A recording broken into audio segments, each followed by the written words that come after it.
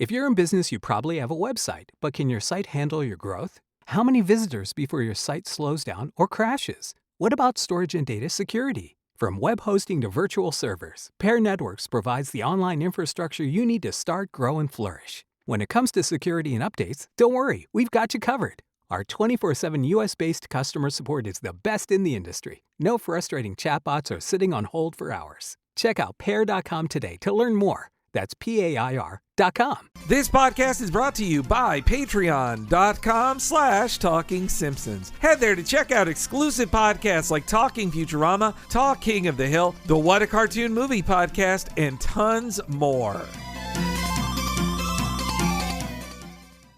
Cartoons from present in the past. Every week will be an animated bash. What a cartoon!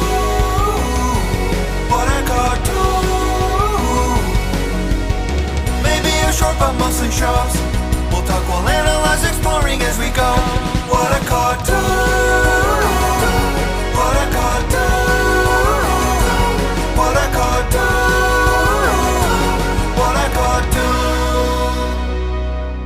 Hello, everybody, and welcome to What a Cartoon, where we push elderly rabbits down the stairs. I'm one of your hosts, the $44 mattress sleeper, Bob Mackey, and this is an audio exploration of every cartoon ever. Who is here with me today, as always? Henry Gilbert, as loco as Crazy Larry. And this month's podcast is all about the Foster's Home for Imaginary Friends episode, Bus the Two of Us. Why must you tempt me?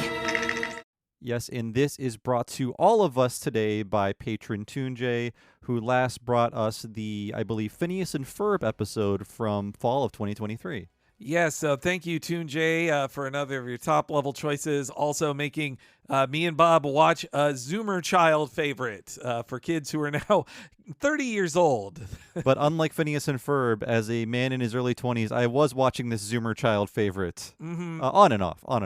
Yes, I watched it. I watched this one too a tiny bit. Like if it was on TV, I'd be like, oh, that's fun. And because I was somewhat aware of at least the top level name involved, and I knew that that came with a certain level of quality. And I definitely remember watching the debut of it, but it did come in this trough of Cartoon Network we talked about, of like in between the ending of the original cartoon phase, and then by the time the show ended, that's right around when regular show and Adventure Time were beginning for that era of Cartoon Network. And now we have reached the end of an era because that building is defunct, and it's very sad. Seeing the Cartoon Network Studios logo at the end made me a little wistful, even though I missed a lot of these 21st century cartoons. God, you're so right. It's so, I mean, because we were seeing even some of our pals who've been on podcasts before who were Cartoon Network employees tweeting about how they were taking a big group photo outside, and Craig McCracken and Gendy Tartakovsky were there at the closing party telling everybody, yeah, we helped design this. When they bought this building and set it up, we're like, well, this layout would be good. So like they were in the DNA of the building. So closing it down is so symbolically horrible about where Cartoon Network is as a going concern. Yeah, I don't even want to ask about the behind-the-scenes bureaucratic decisions that are informing the closure of the studio, because I know they're all very depressing. They probably involve David Zaslav in some way, I'm They guessing. definitely do, yeah. I do recommend people follow Brian A. Miller on Twitter. He worked at Cartoon Network Studios for a very long time, and he posts a lot of great behind-the-scenes information, a lot of fun little merch and promotional things he received for his years of working at the studio. So he's a really good follow if you're into this this era of Cartoon Network. Oh, that's really cool. I don't think I follow this person myself. Yeah, but I believe they closed it. Their reasoning was like, on a top-level asshole executive, they have Warner Brothers Animation Studio and they have Cartoon Network Studio. Why do we need two studios when I need to get, an $80 million annual bonus? Legacy, who gives a shit? Exactly. No, I didn't. This just happened, but like last month they posted a $3 billion loss at Warner, I believe it was. And that's when David Zaslav gave himself a raise, which, hey, pretty good job if you can get it to decide you deserve a raise after losing $3 billion. Yeah, many of us don't have that power. No, and yeah, that's where all the money went into his pockets. But yeah, no, when this debuted, I will say I was a little bothered by the clear digital elements being used like that. It kind of bummed me out. I knew enough to know this should be drawn on paper. What am I watching, Newgrounds on TV? But now this style, it feels warm and fuzzy to me a teeny bit. And now most cartoons look like this, right? Yes, yeah, they're all using, well, the Flash is, I believe, a dead platform. They're all using like Toon Boom or other things. Yeah. Yeah. There needs to be an all-encompassing term that's not 8 words long for animation that looks like this. But yeah, I watched the premiere of this with my friends. I think we were still in our early 20s and, living in Arrested Development and wanting to see what the new cartoons were. And yes, I was also prejudiced against digital animation because the beginnings were very rocky. And we've covered that in the many years of this podcast. But honestly, this was the first time where I saw this purely digital production and thought, oh, they finally nailed it. And watching it again 20 years later, I still think it's a great looking show. It looked a little bit better today, but the look of the show is designed to account for all of the flaws of this style of animation. And because of that, I think it's aged very wonderfully. In Bust the Two of Us, I think there's only one shot in it that made me go, this looks like home movies. Like, as in, not the idea home movies, but like season 3 of the Adult Swim show home movies. Right. Like, it was where the dog is about to pee on the tree. I was like, now that looks like a later season home movie shot. Yeah, and I guess I should say that I did not follow the show religiously. It was, weirdly enough, a hangout show when my friends would come over or I'd go to their place. We just watch cable TV. If this was on, we'd watch it. So I think I've seen 20 to 30 episodes. I will say that it began to grate on me after a while. I think the constant circus music really bothered me because there's just so many like farcical set pieces where characters are just screaming at each other and slamming doors and zipping across the screen, all accompanied by this insane circus music. And also, the character Cheese really took over the show. He was the Poochie of this program. And much like in Rocko's Modern Life's Wacky Deli, Cheese was the most important character on the show. Cheese, that Cheese episode, I think, was when I started to be turned off to a little. I'm very happy that this is a cheese-free episode that ToonJay picked. There is another character who was a late season addition that I completely forgot about who's in this one, but no cheese. Are we talking about Goo? Goo, yes. Okay, because Goo symbolizes everything I dislike about this show. Just whenever she talks, it's very fast, it's very screechy, and then you hear the circus music start up. Other than that, I really enjoyed this episode. And definitely how it looks. It's like the UPA style, but also with a lot more of the Mary Blair Little Golden Books style incorporated into things, especially the backgrounds. Absolutely, yeah. Yeah, actually, it's very... You're right. Very Mary Blair too. The UPA I noted, but the Mary Blair too. It comes right off of My Life as a Teenage Robot, which was also very much that style, mixed in with that one had a lot of Otto Mesmer, Felix the Cat style in it too, which is not really present here. But yeah, so the history of this one is one where I'm going to have to be choosy with which of one of the 3-ish creators of the show to focus on. And because I think in the near future, we'll be doing a Powerpuff Girls one, I'm only going to lightly touch on Craig McCracken and more focus on the other co-creator of the show, though technically it's just co-developer, but that is Lauren Faust. They are the husband and wife team of creators on this series. There were many old interviews and many great interviews recently with McCracken and Faust that include talking about Fosters, though both of them have worked on much more famous shows that are usually what they're asked about.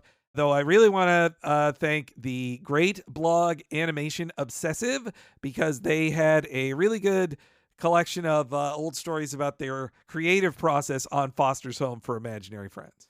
And I'll also say that if you like this podcast episode, check out our episodes about Dexter's Lab. we covered the original series. It's actually the first episode of What a Cartoon we ever recorded, so it might not be at the level you expect in terms of quality. But then much later, we covered the Dexter's Lab movie, which we both really, really enjoyed and had a lot of fun talking about. Yeah, lots of the people who worked on this show on Foster's, like 3 years earlier, did Ego Trip, the finale of the first era of Dexter. Yeah. But yes, and so Craig McCracken and Lauren Faust, along with Mike Moon, are the three major creators of the show. Now, Craig McCracken, he is the creator of Powerpuff Girls.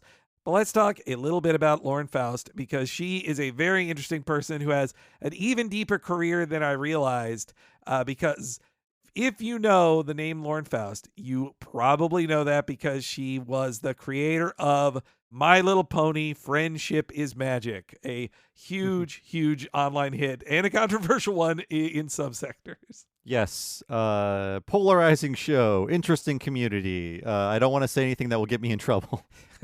Doesn't that feels now very retro internet? I mean, it is like 13, 14 years old now, the series, so that's why it feels retro. It was the next phase of let's make fun of furries. There was a new community we didn't quite understand with a few bad actors in it, let's say. But I mean, I had fun. I had some fun with bronies in my comedy article writing days. But Bob, if you were a pony, what would your cutie mark be? Oh, it's too vulgar to say on the air. But we respect all of our bronies and Pega sisters out there. So yes, Lauren Faust, more of her interviews need to be asking her questions about Foster's, because even in a really cool career retrospective of hers that she did, it was over an hour-long panel at an animation festival. Even then, Foster's was like 7 minutes of her chat. You know, from my perspective as a viewer, this seemed to be an extremely popular show. Is that true? It was very popular for its time. It just didn't have a long tail to it. McCracken would say later when asked about it that it was called like old reliable by Cartoon Network programmers, because like, yep, even reruns just do really good. Never would be like record breaking, but it was always a reliably rerun show. And I guess it never got one of those Cartoon Network TV movies like a lot of the series around this time got, unless I'm incorrect about that. There was a 3-parter and a 2-parter that they packaged as a movie during it, but it's not exactly the same. No. Okay. But so yes, Lauren Faust, she was born in 1974 on the East Coast. She said one of her first toys that she loved as a kid was My Little Pony, and that pulled her into cartoons. She also had several brothers she was very close to, which led her to engage with a lot of stuff that was not girl things as she was growing up, and was always treated as weird because she loved reading X-Men comics. She loved watching Star Wars. She watched the small amount of anime in America you could watch back then, Robotech. She was a huge fan of that stuff. She was even doing cosplay before they had a word for it in America. Ooh, so an old school Gen X weeb. Yep, yeah. She liked all of the cool stuff. She has this amazing origin story about when she realized she wanted to be an animator, because she always liked drawing. And she tells this story about she goes with her family to Orlando's MGM Studios in Disneyland. And we talked about it on Rescuers Down Under, how the Orlando Animation Studio basically had a fishbowl where they took tours around it, and you had no privacy. And she went on one of those tours, and her stepdad said to the tour guide, she wants to be an animator someday, and she's a really good artist. And the tour guide was like, here, you stay behind. I'll even introduce you to some of the artists here. And she was like 18, and she's walking around and saw that in their office, they had Teenage Mutant Ninja Turtle toys on their desk, and they're like, oh my God, they're geeks like me. I got to do this. Yeah, I never thought the added value of that fishbowl studio was inspiring children. Mm-hmm.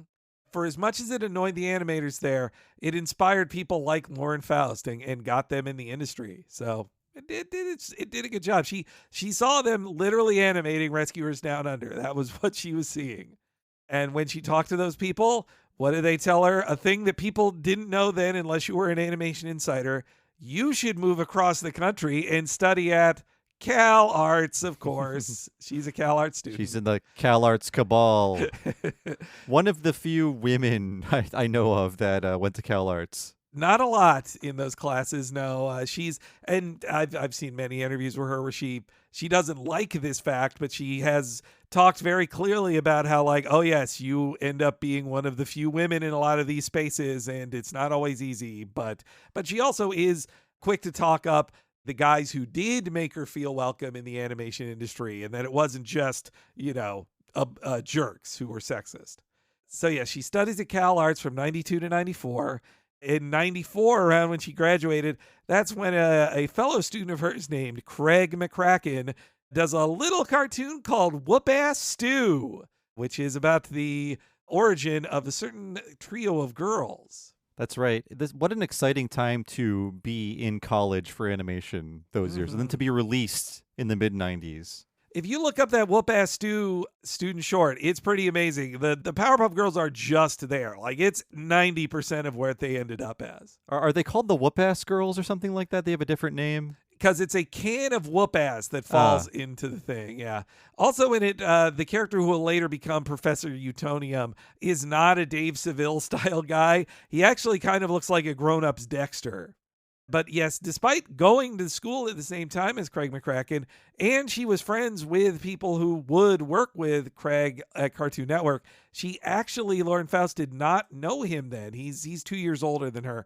Though she had this very weird coincidence because one of her half-brothers, her stepdad's name is McCracken, and her half-brother is Greg McCracken. So she always knew of his name. Wow. And by the way, McCracken, what a fun name. Mm-hmm. Well, it's so cool. Yeah. You have to become a prop comedian, an animator, something fun if your name is McCracken.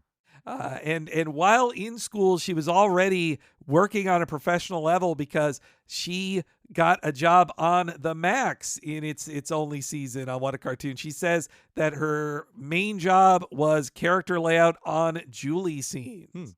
And yeah, we did cover that in one of our first years of What a Cartoon. Another early digital show that still looks fairly good. It's one of the earliest digital shows. That was Rough Draft and Rough Draft Korea being really ahead of the game. Mm-hmm. So yes, while she is finishing up by 94, Craig McCracken has already moved on to the stellar first class of Hanna-Barbera, becoming Cartoon Network artist. He was art director on Two Stupid Dogs, working on Powerpuff Girls as its own pilot, along with his other pals on the What a Cartoon shorts. Not related to our podcast. We stole it from that, but it's a loving homage in case any lawyers are listening.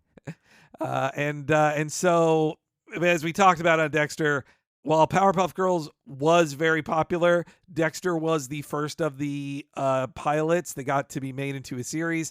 McCracken worked on that. As McCracken is working on the first Cartoon Network's original series, Lauren Faust had this entire... I knew her as a writer, mainly. I didn't realize that she was such a good animator. After she graduates college, she goes almost straight to feature animation. She works on Cats Don't Dance right after college. That's a Warner. Is that Warner? It's actually Turner. It was Turner as well. Oh, Turner. Right. That was Turner's brief effort to do feature animation. Yeah, basically Turner did feature because like Hanna-Barbera did the Jetsons movie. Then I believe Turner does Pagemaster and then Cats Don't Dance. But by the time Cats Don't Dance comes out, they're owned by Warner and they shut down Turner and move people to Warner. That's why I conflated the two, because Warner did buy Turner. And then it caused production problems. We'll do Cats Don't Dance in the future. Don't worry. She had a lot of funny stories about Cats Don't Dance because she said she started as a junior animator. By the time it was done, she was a full animator on several scenes. She said it was a frustrating situation to be in with little studio support, but she also said director Mark Dindal, one of her favorite bosses. She had nothing but nice things to say about him. We talked a lot about him within the last 6 months, didn't we? So much. So then when Turner's features became Warner feature, she worked on Quest for Camelot, which she very funnily just clowns on in a couple interviews I found. She's like, don't watch it. It sucks. We were not proud of it. There was a weird period of time in which you could only buy The Iron Giant on DVD in a 2-pack with Quest for Camelot. And it was one of those crappy snap cases too, wasn't it? Mhm. Yeah, I think Iron Giant might have come out originally, and then they were like, "Oh, we got to package it with something." If we make it a 2-for-1, maybe a dumb parent will buy it at Walmart. Hmm. But after Quest for Camelot, then she moves on to the Iron Giant. She did a lot of scenes with her main scenes, she said, were with Hogarth and Annie in them, Hogarth's mom. And she said that Brad Bird could be a little intense, but she enjoyed working with him, and he gave a lot of great lessons to her, and she learned a whole lot. She explained one story of how he was acting out a scene of, like, it basically was this scene between Annie and the artist guy, and Bird acts it out with her, and he's kind of like hovering over her, except she's taller than him. So she thought it was more comical than he meant it to be. Not surprisingly, though, in 2000, when Warner essentially closed down their theatrical division, that's when Faust decides she's going to pivot from feature animation to story. She decides she wants to apply in the story department instead. And so she's learning the Cartoon Network has some story positions open. She applies to work on Powerpuff Girls because she enjoyed that show. This would be for the season 3 of Powerpuff Girls. And she says she did her first storyboard test and instantly hired. Like, she said she felt pretty good about herself that day. Yeah, I mean, she just worked on 2 features. I think she was fine. But, being really good at character animation doesn't necessarily mean you're going to be a good storyboarder, but That's true. Yeah, I guess there are some different skills involved, and also you have to account for the smaller budgets when you're laying things out and deciding what characters are going to do.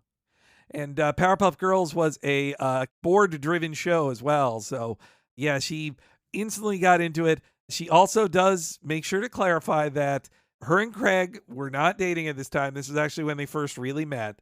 And I saw at least one interview where she said, Craig took Faust's board test to Gendy Tartakovsky and said, hey, this is really good, right?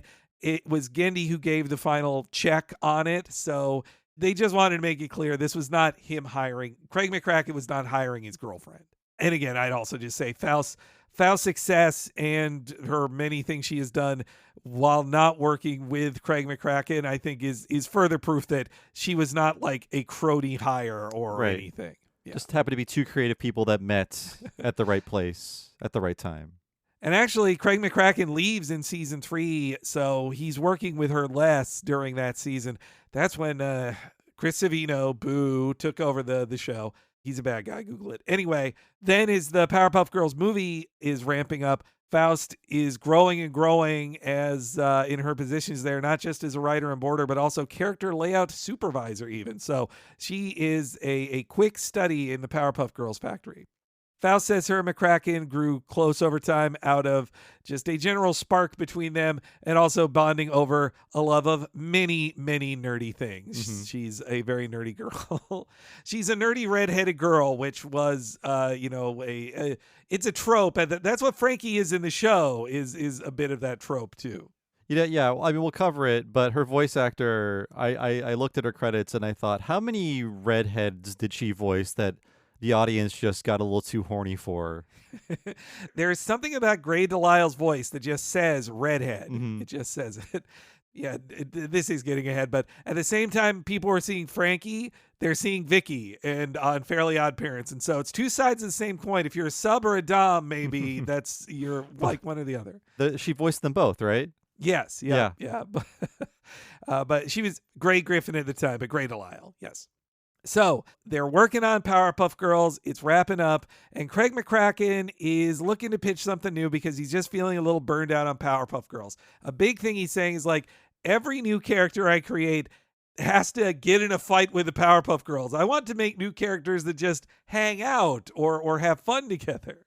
So he says that a big thing for them, for him coming up with it, was that he was going to adopt 2 dogs with Lauren Faust, and that gave him the idea. Quote, we wondered what their life was like before they came to us, and I thought you could apply that to imaginary friends as well. They have this history. They were created by a kid for a purpose that defined their personality, and now they're leading this second life in a foster home. And then boom, that's where it came in. As well, McCracken just had this sketchbook full of weird one-off characters, as did Faust, and so they're like, oh, this would be a great place for them all to live. Just put all these goofballs here. And John Krasinski was nowhere near this pitch, right? He didn't overhear it. You're right.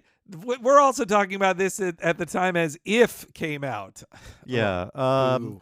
I mean, I guess parallel thinking. I choose to believe If is just the overly sincere version of Drop Dead Fred. Yeah. I mean, stories about imaginary friends are hardly new. Like, this wasn't new or then, though it was still kind of novel. But If, based on the trailers, it's exactly a bunch of wacky characters created by a little kid live in a house together. Mhm. Like, it just is that. Now, a little If sidebar. This is going to really date the podcast, but when I'm in the theater and I see the text from the imagination of John Krasinski, I'm like, well, he has many qualities I associate him with, but imagination, maybe in terms of coming up with cons to sell your web show to someone, that takes a lot of imagination and spirit, but not necessarily in terms of he creates these fantastical ideas. I to be fair, I like the first A Quiet Place. I don't know if we needed to make that into a trilogy, but No.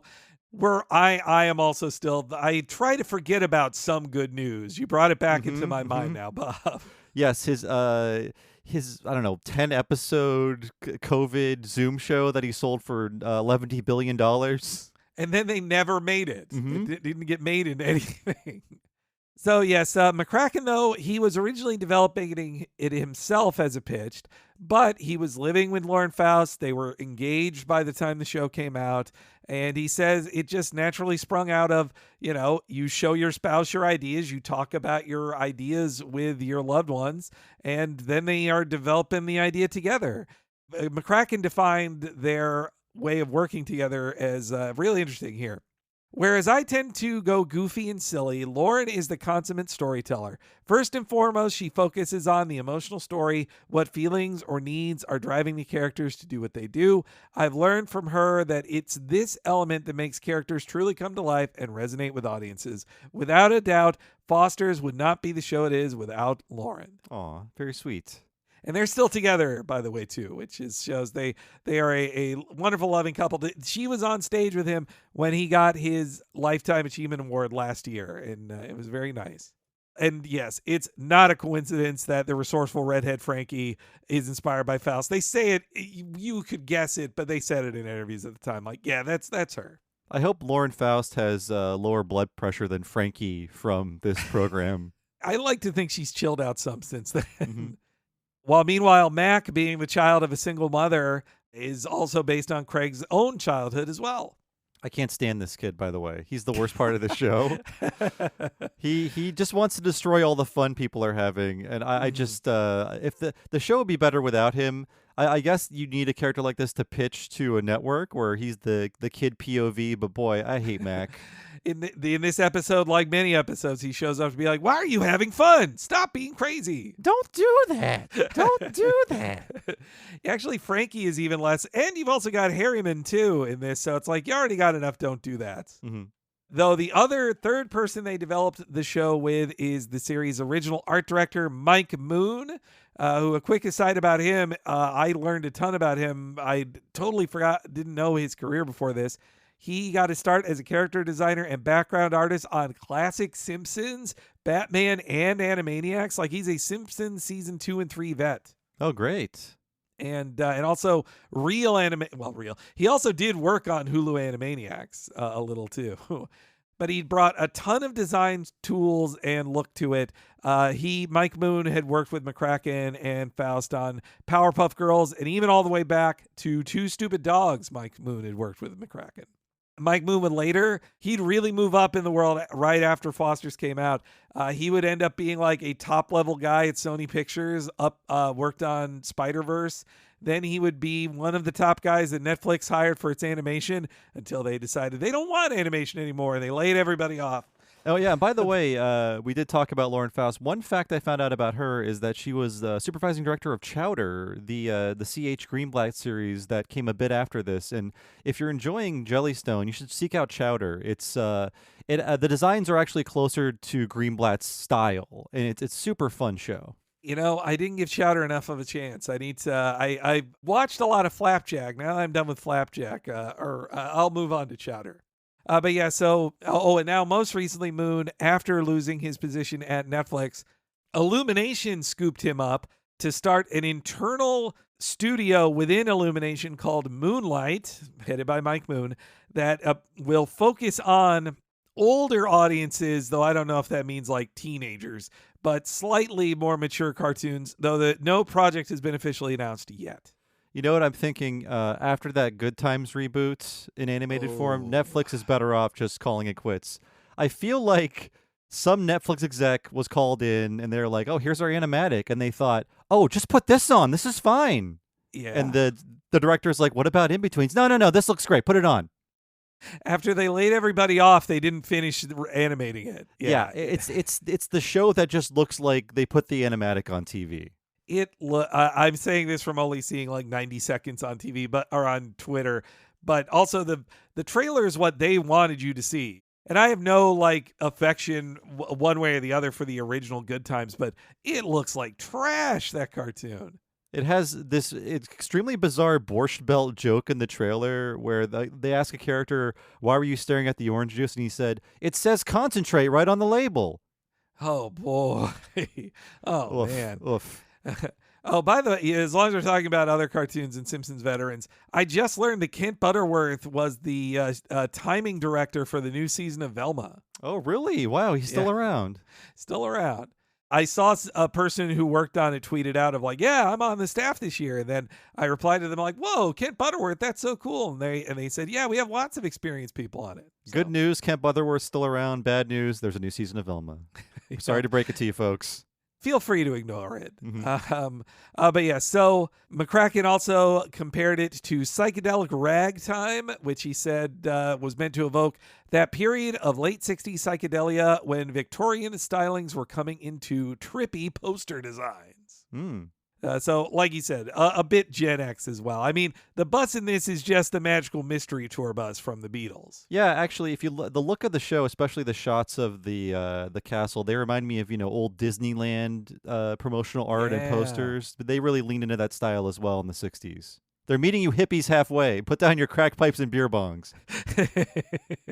Also, compared to most cable kids tunes at the time, this was a 22-minute style show. It was not put into 3 or 2 segments like Powerpuff Girls and Dexter was. Also, McCracken's reasoning for it was, I don't like cartoons that feel desperate. Okay, you didn't like that joke. I've got another and another. They've got insecure pacing because they're so afraid of kids changing the channel. But if you've engaged them in the story, they're going to sit and watch it, he said. I mean, he was very complimentary to SpongeBob and other of its shows that were competing with it back then. But yeah, it's fun to see that he wanted to go in an opposite direction of what all of his peers were doing and doing to great success of just like joke stuff. And he also said he was looking to The Muppet Show and Sesame Street. I mean, Wilt's thing in this episode absolutely feels like Kermit the Frog trying to put out fires backstage on The Muppet Show. Yeah, I mean, a lot of these guys look like giant Muppets, especially Eduardo. Oh, he's a big Muppet. Yeah, he's one interview described him back then as Spanish-speaking Cookie Monster is what they were going for. I can see that, yeah. Though also he said he looked to cringe comedy at the time that was popular, like classic Seinfeld, Curb Your Enthusiasm, or the UK Office, which was the only Office in 2004. So, yes, he said that, quote, we create a simple story and let characters live it. I'd rather see the mundane moments in their lives, like what happens when you take imaginary friends to the mall. So this would be a major moment for Cartoon Network as well for several reasons. One, that this was the first show that did not come out of a cartoon program pilot like Codename Kids Next Door and Ed, Edd and Eddy were cartoons that then became full series. This was the first one that just went straight to series, no pilot. Yeah, what was the state of the cartoons in voting for the shows at this point? Oh, it was over in part because Fred Seibert was at Nickelodeon then, so they stopped doing that system. Yeah, and I believe it was Craig McCracken won the first one of those as presented to him by Space Ghost. Oh, that's right. Yeah, I feel like by the early aughts, even earlier than this, it was wrapping up. Yeah, it was. No, wait, it was Johnny Bravo that won the first one, wasn't it? It was Van Partible who was the first winner. This could be Googled, but I'll do it later. But so the pilot program's kind of in disarray at this point. Actually, after Foster's reaches its end, McCracken tries to start back up a new system called Cartoonstitute or Cartoon Institute. So to get pilots going, stuff like that is where regular show maybe came in. Definitely when Rebecca Sugar got to work on the Steven Universe pilot, I think it's post Cartoonstitute. I think it's over at that point. Yeah, I think I've seen Ian Jones-Cordy post about this Cartoonstitute thing. Yeah, in the past. Yeah, that's right. He was part of that program. It was. I mean, again, it's crazy to think of a time when Cartoon Network's like, let's invest in our talent and give them a chance to make things for us. Yeah, I mean, usually the term "grow our brand" would sound cynical. Now it's just like, well, who cares about the brand? Sell it. Yep, Split it up, sell it, but dissolve it in acid. Whatever will make the taxes less. If you're going to force me to make new content only on previous IP we've got, nothing new, nothing. I mean, not to cut to the end, but McCracken very publicly talked about how he wants to keep making new things, but the only pitches that can get him employed or get new shows made are when he does old things again. Yeah, we're just echoing his thoughts, but it's a damn shame, to reiterate what I said earlier, that this whole thing is over now. Yep. Yeah. Oh, man. But back in 2004, 2003, when they're starting to work on this, another big shift was the Kraken and Faust team were going to work on their first Flash animated digital show. You can definitely see he was trying to keep the UPA and Mary Blair and all that style alive while still using PC tools. I think you can definitely tell they went for, lots of emphasis on inventive character design and layout and staging, just to keep it looking alive, even if you can see little bouncy things you can tell when an element is just like moved with a cursor as opposed to a drawing. Yeah, and one thing I really noticed this time around is the fact that cartoons of this era in this style would often have like very thick lines. Think Dexter, Powerpuff Girls, things like Daria, Clone High. This show, often characters don't have line work around them like Blue, and he only will if an item of the same color passes in front of another item of the same color, like a blue thing passing over a blue thing. There's a drawing of the outline just so you know what's happening. But and when the lines are there, they're very thin and they look like they've been hand-drawn. Yeah, or when Wilt's limbs cross over into his body too, Wilt also follows those same color rules. It's really, they have, he very intentionally wanted to get away from the big black outlines from Powerpuff Girls. And I also think this wasn't in an interview, but I do think he looked a little too contemporary show Samurai Jack at the time, which was also very no outlines style. McCracken said he liked that with the reused assets, you didn't have to worry about things being off model based on what studio would work on it. And this is a really cool quote I found of his of explaining using Flash for this. A lot of people tend to use Flash and let the software do the work for the animator, and we are not. That is a key detail. Yeah, you're not seeing a lot of the same shortcuts that make Flash look like a human hand did not touch it, you know? And because they were working in Flash, they did not use overseas production studios in the classical sense that they used it. They didn't send it over to a Korean studio. They did use an Irish company called Boulder Media to animate about between 25 and 50% of the show. So they did use an overseas studio. Boulder Media was one of the few that knew how to use the digital tools the way they wanted back in 2004. And apparently they had a pretty small staff comparatively, and they made it a script-driven show instead of board-driven, which that I couldn't believe. I would have figured Craig McCracken would have to be a, old-fashioned guy who's like, it can only be board-driven, a board-driven type. That's his generation. I've never thought about that. Now that you've told me this, it does make sense because this is a very chatty show. If you think about how much Dexter and Powerpuff Girls and Samurai Jack relied on just, images to tell the story. And still there was funny dialogue. But here there's a ton of striking images, but just almost constant dialogue happening throughout. It's so the opposite of Samurai Jack. Now that you mention that, yeah, it's like Samurai Jack. The one episode we did, it felt like trying to pull clips for it was very hard. There was like 5 minutes of dialogue in it, right? You were the clip person on that episode, I think. Yeah, a very tiny amount of dialogue in that one. And yeah, it felt like they were trying to break the rules as to what a kid's cartoon should be. And McCracken in 2017 explained it this way: I prefer scripts because it's much easier to revise a script that isn't working than to revise an entire storyboard, which makes a lot of sense. Though, if you want to see the full boarding guide that McCracken has a ton of cool notes on, it's online. So give a look to the storyboarding guide. Script writing, very important because Faust was head writer on the show, pioneering a process that they wrote an entire blog spot explaining how it worked. Though you have to go on the Wayback Machine to read it now, of course, because it's a website from 2008, so you can't read it anymore. And the animation team was filled with a lot of familiar names if you're looking at the credit. You've got Rob Renzetti, fresh off of My Life as a Teenage Robot. You got Robert Alvarez, the master animation director who has worked on 8 million things from Hanna-Barbera and Warner projects back then. I think we most recently talked about him on our SWAT Cats podcast. Yeah, I think he's been featured in about 12 episodes of What a Cartoon. And we've got the late, amazing Chris Riccardi of Ren and Stimpy, Powerpuff Girls, and Samurai Jack, and a million other great things. Yeah, that's a name I didn't catch, but he makes perfect sense for this show. Yeah, he only did a few episodes, but I was skimming IMDb's full cast and crew listings, and I was like, wow, Chris Riccardi. I should have figured because he did a ton on Samurai Jack, so it makes sense that when Samurai Jack is wrapping up, he would write a few for this show. There's also Randy Myers, another Powerpuff Girls, Dexter, Samurai Jack, and Iron Giant vet, who I believe was classmates and friends in CalArts with Lauren Faust. Chris Savino also worked on it, but he was working on all the stuff back then. And previous What a Cartoon guest, Bob Jakes, even was an animation director on a couple episodes. Oh, really? Wow, okay. Oh, and future Teen Titans top boss, animation director Eric Pringle as well worked on it. Yeah, I saw his name in the credits, and then later that day I saw a tweet about him in Teen Titans Go, because Teen Titans Go is now a decade old. Holy cow, yeah. Man. Yeah, I mean, that's how time moves, man.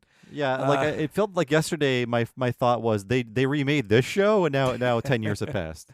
And it's one of the most popular shows. It's one of 3 shows that get to be on Cartoon Network, I think. Mm-hmm. So let's talk about the voice cast. So the 2 lead characters were relative newcomers at the time. You've got Mac, who is voiced by Sean Marquette. He was 16 when the show premiered. He was kind of well known as a kid actor back then. He played young Mark Ruffalo in 13 Going on 30, and also he's in Van Wilder. And unlike some child actors, he's gone on to be a very successful adult actor. He has appeared in about 65 episodes of The Goldbergs, for instance. It's an early odd show, and the voice actor is doing a great job. This Mac is dressed in like Kim Possible fashion. He is basically like little Ron Stoppable, because he's got the long shirt under the short shirt, the big cargo pants, the like Converse All-Stars. He's ready, and the hair kind of brushed over his face. Yeah. He's ready. He's ready for the mid-aughts. You're right. He is so 2000 core. Mm-hmm. He's also in the aughts, he voiced Spider-Man in multiple video games, including Ultimate Spider-Man, which was a pretty good Spider-Man video game. Oh, really? He's also a Spider-Man. Yes, he's a multi-time Spider-Man. Meanwhile, you got Blue, who is voiced by Keith Ferguson. This is also another of his earliest jobs, though now he is in literally everything. But the reason he got the job was he started out in radio as a young man doing sound-alikes for celebrities, and he did an Owen Wilson impression that was so good that he would be his voice in Cars video games later on. That's great. I'm sure he does some Owen Wilson ADR as well when Owen Wilson can't make it.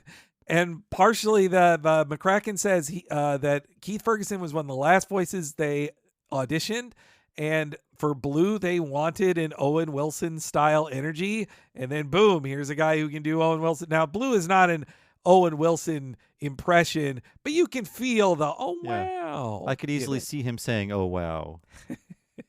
And now Keith Ferguson, a very well-established voice actor. He's been in 8 million video games and TV shows, major characters in multiple Overwatch releases and Final Fantasy, as well as many episodes of Family Guy and Robot Chicken, and a million other things.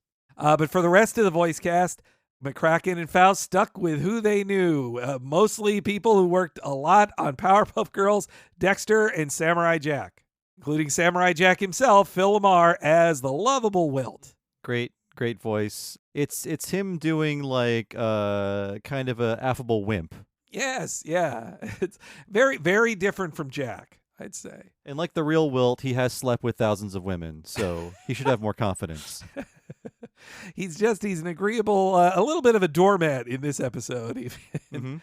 Then, yes, we got Grey Delisle as Frankie. And then we've got Candy Mila, and at Grey Delisle, she does everything. Like she's been Daphne 8 million times. If you're listening to an animation podcast, you don't need me to tell you who Grey Delisle / Grey Griffin is. Then yes, Candy Milo as Coco, and Madame Foster, the old woman who owns the place. She was second Dexter, along with 8 million other voices too. Oh yeah, second Dexter. I forgot about that. You know, I thought maybe I didn't know the show that well, but as I'm watching the intro, in my head I'm naming every character. So I retained a lot of this somehow.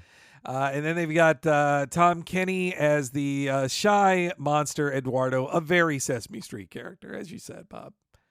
McCracken did joke, and probably Tom Kenny would not play Eduardo now, but he joked that they did get in some actors who spoke fluent Spanish for the role, but they just really loved Tom Kenny's silly energy that he brought to the character with his, Sesame Street level of Spanish speaking. Yeah, and this is when SpongeBob has exploded, so Tom Kenny in demand. Mm-hmm. They're lucky to get Tom Kenny. No, Tom Kenny works on everything, and he's great. Then we've got Tom Kane, who as Mr. Harriman, and Tom Kane was both the Professor Utonium and him on Powerpuff Girls. He has a very distinct voice that's really good. Yeah, this very the voice of authority, I would say. He's so good as what?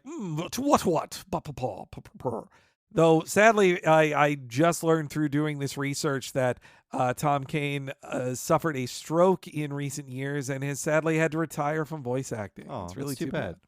And lastly, we got Tara Strong, also one of the Powerpuff Girls, playing the evil older brother Terrence, who, based on his credits, I think Terrence kind of gets written out of the show over time, or just he appears a lot less. I think, and we'll talk about this, but Blue is such a huge asshole that do we need another antagonist in this program?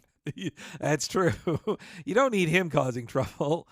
Also, to connect it to a previous What a Cartoon episode last month, Kevin McDonald even makes an appearance in one episode as a voice.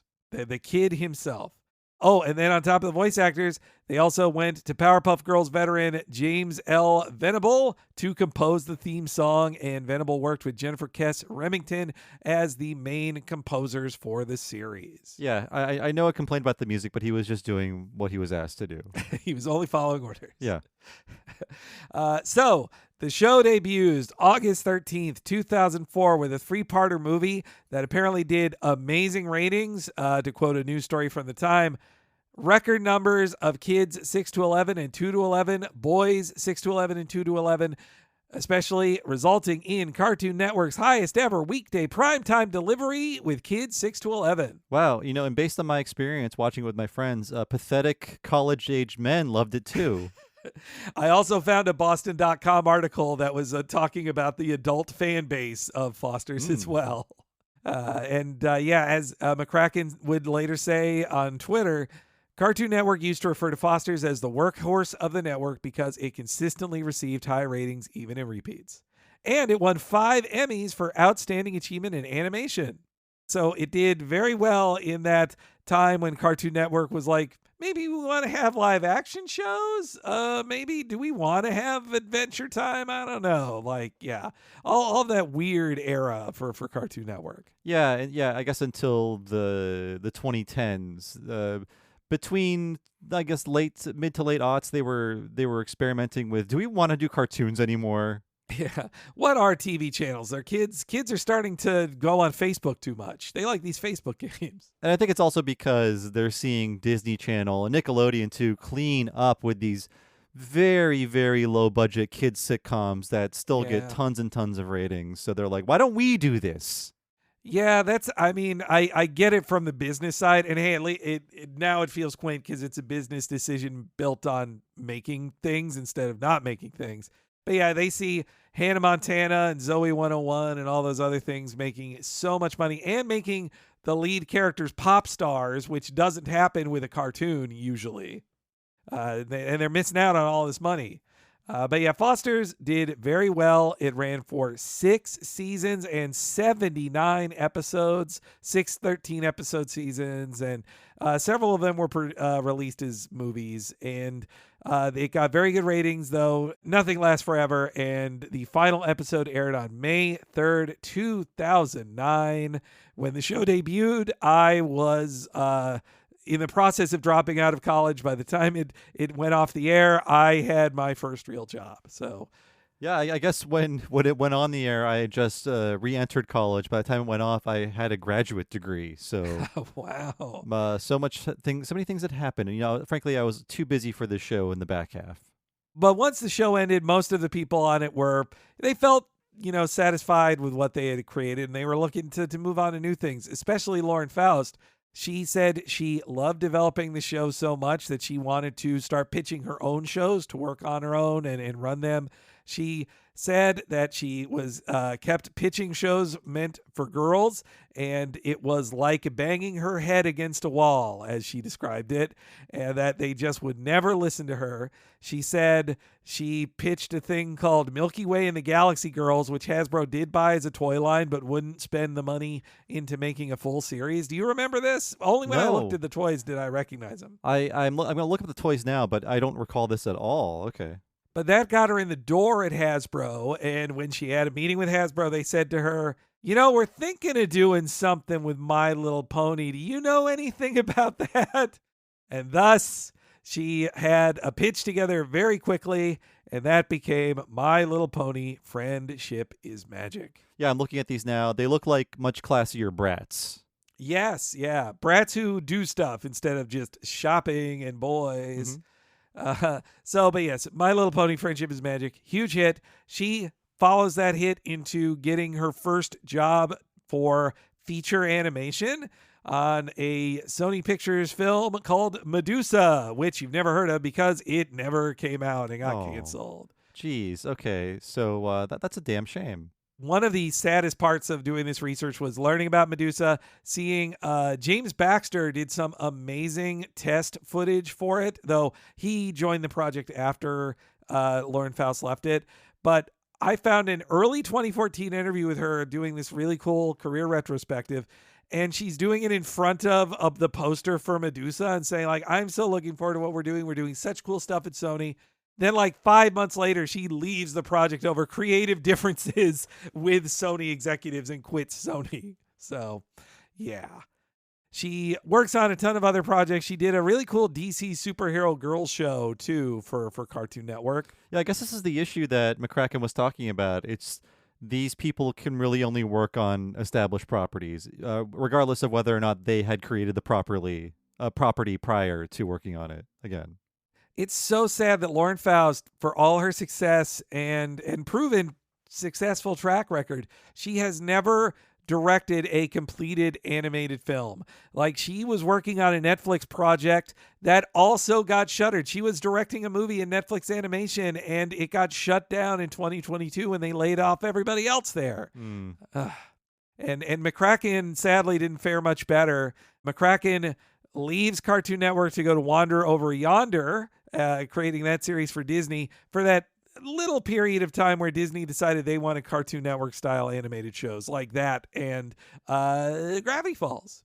After that, he goes to Netflix Animation, does the series Kid Cosmic, which gets canceled in the middle of the second season, and everybody's laid off there too. It's our fault for not watching these, I'll say that. I didn't watch Wander Over Yes. Yonder. It's very available.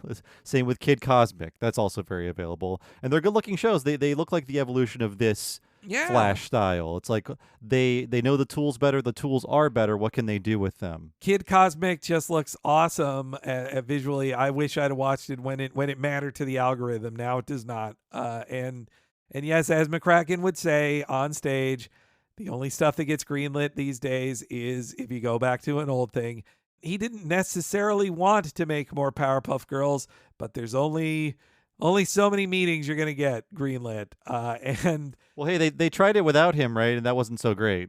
it didn't get as good reviews, that's for sure. No, I didn't watch it, but yes, it was not as well liked. So yes, it was announced last year that Craig McCracken was coming back to Warner to not only do a new season of Powerpuff Girls, but also to oversee Foster's Imaginary Nursery, a pre-K spinoff that apparently will not have any of the returning characters, he says. To quote Shredder, "They're babies." Yes, it feels to me like he had a pitch for more Fosters, and they're like, well, we only have the budget in our pre-K division. Could you make this for a really young kid show? And he goes, yeah, sure, fine. I can do that. So yes, that's what he's working on. Nothing has been shown of it since then. That was a year ago. The other interesting wrinkle to it I learned was he's not producing it at Cartoon Network Studios or Warner US. It technically is in the budget of Hanna-Barbera Studios Europe, which is the UK arm of Warner that got their start with Gumball when you profiled Gumball, if you remember that. Oh yeah, Gumball's a great show. And so the Gumball UK/Europe side of Warner, they have grown enough that they can actually get Craig McCracken to do a couple shows there. I don't know if McCracken has had to move to Europe or to England to make it work, but he can do everything remote now. But yes, the fucking algorithm, I mean, honestly, he should be happy he even got something made at Max. And I feel like the UK loophole, Hanna-Barbera Studio Europe, is the only way it got greenlit. Yeah. I mean, I don't know what new programming is happening at Max that wasn't greenlit years ago. I swear, all I see on Twitter from the animation professionals I follow is them saying, nobody's greenlighting anything. This is horrible. Yeah, I'm seeing a lot of people in the industry in desperate need of work. It sucks. It's really sucky right now. I'm sorry this is such a bummer of a history segment, but remember the pandemic and producers and executives saying, "Oh, animation's the future," and then they're like, too expensive." Yes, yeah. Animation saves them with all of these hit shows, and then they don't. They're like, nah, this takes. Oh, we gotta spend this much and wait all this time. Nah. What other depressing thing to end this on too? Foster's, maybe it'll come back once the new show is done, but Foster's got delisted by HBO Max in May 2023, so you can't even stream it anywhere anymore. Yeah. Hey, I stole this, and it's a victimless crime.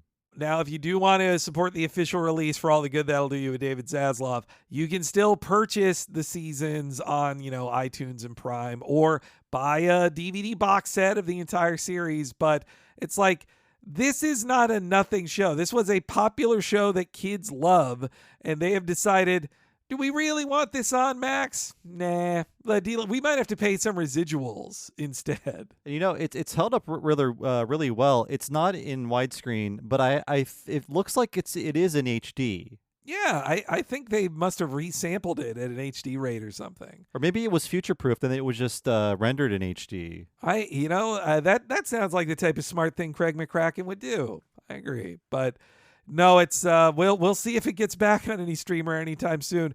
Maybe it'll end up on Hulu and then Disney Plus. Don't even ask where it will end up in Canada. I have no idea where to even look anymore. Well, and then Teletoon's gone as a channel too there, isn't it? Yeah, I just meant like streaming here. It's just all the rules are different.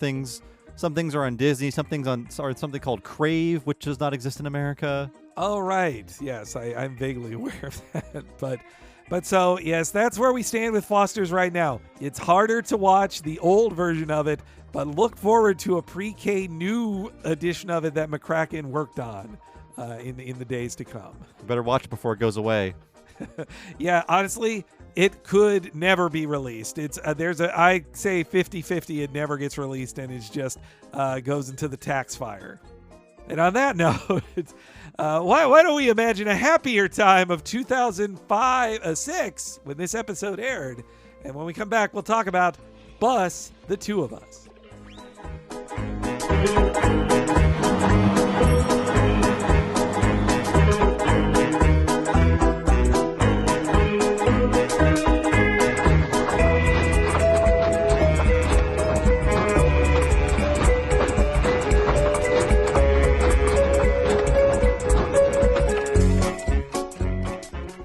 Hey there, my name is Blue, and I'm best friends with Mac. Hey, Blue.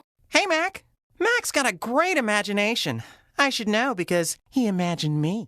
Just like other kids imagine this guy. Hey, my socks match my wristband. Him. Hola, why do you stare? And her. Not to mention all these imaginary friends. And hey, check out that guy. Oh, and him. Oh, man, and that one. Crazy. And we all live together in this huge mansion.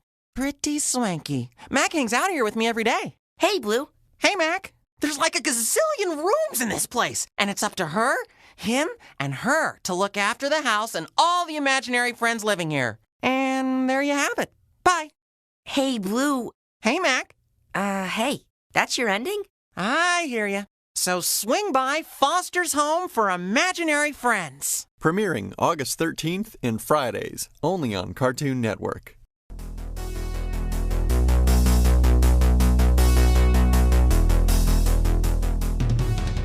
Hey everybody, welcome to the ad break for the What a Cartoon episode all about Foster's Home for Imaginary Friends. I'm one of your hosts, Bob Mackey, the amorphous blue blob, and who is here with me today as always? It's Henry Gilbert waving around his 50% off mattress coupon. And a big thank you to our patron this week, ToonJay, who picked out this podcast topic and got me and Bob to finally chat about Foster's Home for Imaginary Friends. And you can be a cool patron like ToonJay if you were to head over to patreon.com/TalkingSimpsons. That's right, go to patreon.com/TalkingSimpsons, sign up for $5 a month, and you will be rewarded with over 150 full-length bonus podcasts covering things like Futurama, King of the Hill, Mission Hill, Batman the Animated Series, and The Critic. And the second you sign up, you'll access nearly 7 years worth of Patreon-exclusive content. If you love hearing us talk about cartoons, there are so many podcasts you haven't heard if you're not a patron at patreon.com/TalkingSimpsons. And again, that $5 a month gets you all of those podcasts and regular monthly access to new episodes of both Talking Futurama and Talking of the Hill. And there is a $10 level as well. When you sign up for that, you can access all the $5 stuff, of course, but on top of that, you also get one mega long podcast once a month, only for patrons of that level or higher. And what is that, Henry? That is the What a Cartoon movie podcast, which I'm sure you've noticed the free previews you get in your feed, but if you want to hear the full things that are often 5 or even 6 hours long,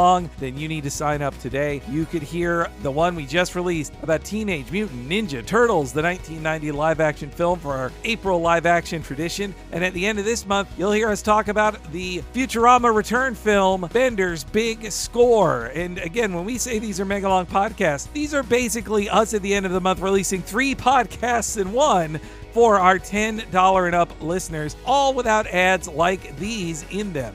You need to sign up today to get access to over 6.5 years of What a Cartoon movies and tons more exclusives. We've covered so many movies, tons of Studio Ghibli, Pixar, Disney Renaissance, and the original classics, even pieces of crap like Cool World, and so much more, including our longest podcast ever, 6.5 hours, about Who Framed Roger Rabbit. You should see it all for yourself at patreon.com/TalkingSimpsons. And if you've never signed up for Patreon before, it is so easy to do. And once you sign up, you can listen to all of our bonus podcasts alongside all of your favorite free podcasts and any podcast app or device you might happen to use. And there is also an app that Patreon has for any smart device you might have, and you can listen to our bonus content that way as well. But no matter which way you do it, it's so easy to access all of the podcasts waiting for you at patreon.com/TalkingSimpsons. Now let's continue with you hanging out with your own imaginary friends, Henry and Bob, as we talk about Foster's Home for Imaginary Friends and the episode Bus, the Two of Us.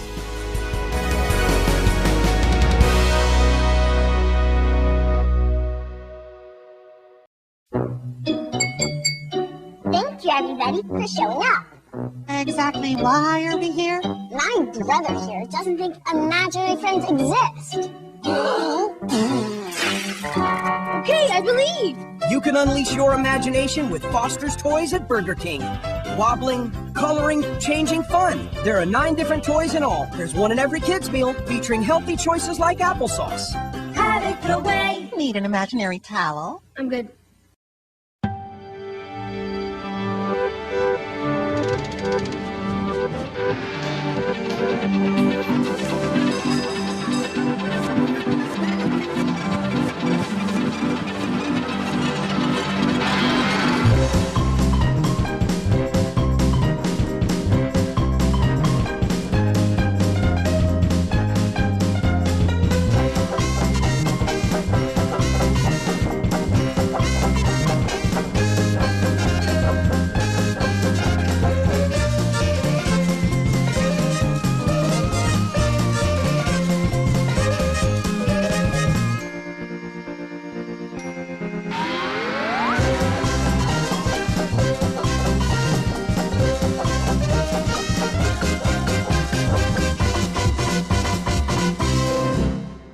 All right, we came back in with the classic theme song for Foster's, which I do like how the theme song opens with the stuff being drawn in like it is one of those, that you're watching a cartoon type openings. I guess 2006 was almost 20 years ago, but when I watched this opening, I was like, wow, we were doing minute-long openings back then.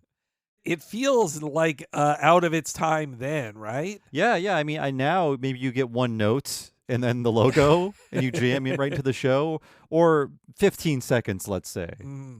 Though now now that things don't have to be a certain set amount of time, say on X-Men 97, you get a previously on and a 90-second opening every time, and you can skip it if you want to, if you're a monster. And hey, yeah, I've been skipping those, and I've learned that they do change the opening every time. No, I love, I gotta hear, look, that's all another podcast, but so this episode is co-written with Lauren Faust with Megan McCarthy, who is another big ass deal in the My Little Pony fandom. Yeah, I've heard her name. I didn't look her up though, but that was a name I recognized when I saw the credits. Yeah, this is apparently her first professional writing gig, this co-writing with Lauren Faust. And she would follow Lauren Faust to My Little Pony Friendship is Magic. And when Faust leaves the series, MLP, during, I think, season 3 or 4, then Megan McCarthy takes over. So this is the 2 showrunners of My Little Pony. The queens of the My Little Pony fandom community are the writers of this episode. Yeah, I'm looking at her credits, and it's almost all My Little Pony related projects. The Faust does still engage in MLP content from time to time, but it does seem like that McCarthy chose to just stick around and be like, no, I'll be the grand poobah of the My Little Pony world for forever. Also, this must have been a favorite idea to Craig McCracken, because he didn't board any other, or I'm sure he did artwork in boarding on episodes, but he is only credited as a boarder in this episode this season. Oh, wow. Okay. I guess he really liked this script. I think so. And the other boarder, Neil Sternicki, who was another guy from the Turner and Warner mid-90s group. He also worked on Animaniacs back then and Johnny Bravo. And basically the last decade of his credits have been almost entirely the direct-to-video Tom and Jerry movies. So I'm just saying, you got a lot of pros writing and boarding on this one. Mm-hmm. It's a great-looking episode. And I will say, this is when we complain about modern cartoons, this little segment. So please skip this if you're sick of us doing this. When I sat down to watch this, I thought, I can't remember what the tone of this show was, but I imagine it's 2006. It's probably very twee and sincere. No, this is a mean show where the villain does not suffer at all. He gets away with it twice. And that was so refreshing. And yes, I've said this before, nobody apologizes. And I loved it. That's what makes it funny, because Blue's an asshole and he learns nothing. And then over the credits, he does the exact same crime. Yes, yeah, and he forces people to lie for him. He does all of these terrible things. No, I was thinking about your many great points on over apologizing in all of these cartoons lately, and this is the anti-apology show. Yeah, I think when I was watching this back in the aughts, maybe I got tired of it because I just thought Blue is such an asshole. And he's so mean, and every episode is about Blue just being a jerk. And now I find it refreshing because it is funny when a jerk gets away with it because it's kind of subversive for a kid's cartoon. And I guess that was the standard for kids' cartoons up until a certain point. And I also thought that something they couldn't do today is make this plot because, hey, there's mommy's car keys. What if I could be just like Blue and stick the car keys in the car and have a little vroom vroom adventure? I feel like with all the things we've heard our cartoon creating friends say that they're not allowed to do, like show a character turning on the stove, for instance. Yeah. I feel like having your children characters drive around in a bus that they stole would be shot down immediately by S&P or the powers that be. Man, you're right. When we covered Craig of the Creek with one of the show's co-creators, Matt joked with us about how, like, yeah, we had to magically have the stove turn itself on because the kids, we cannot animate children turning on a stove. That is too dangerous. And I think Ian has talked about, Ian Jones-Cordy, creator of OKKO, he had to make all the fire on his show blue or green, something like that. Yeah, it had to be magical. Yeah. Yes. Yeah. Well, and also they couldn't, another one, seat belts everywhere on anything that moved. It had to also have seat belts. Oh yeah, nobody's buckled in for a second in this bus ride. I mean, too, in the opening gag of Blue barking at the dog out the window, I was like, that already is the first imitatable act I'm spotting here. Yeah. Of like, well, a kid's going to get decapitated imitating Blue. Cut that. We're not going cartoons are woke now, by the way. It just, I miss all of these things that I assume are harmless, but now are verboten in kids' cartoons. Look, we've aged into the old men who complain like, why do modern cartoons not do this thing when I was a kid? Mm-hmm. Yeah. Like strangling, Ren strangling somebody. Yeah, but again, I'm delighted by how mean this episode is and just how Blue is allowed to be this cruel without saying at the end, well, I guess I never saw it from your point of view, and having a little monologue about that.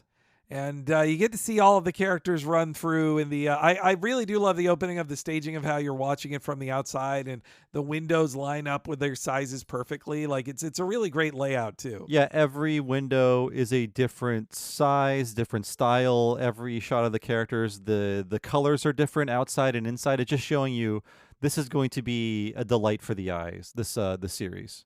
And Blue is like teleported in from a UPA cartoon. Like he is made to be in front of a monocolor limited design background. And yeah, they make the Pac-Man ghost joke in the first episode, so you're not thinking about that constantly.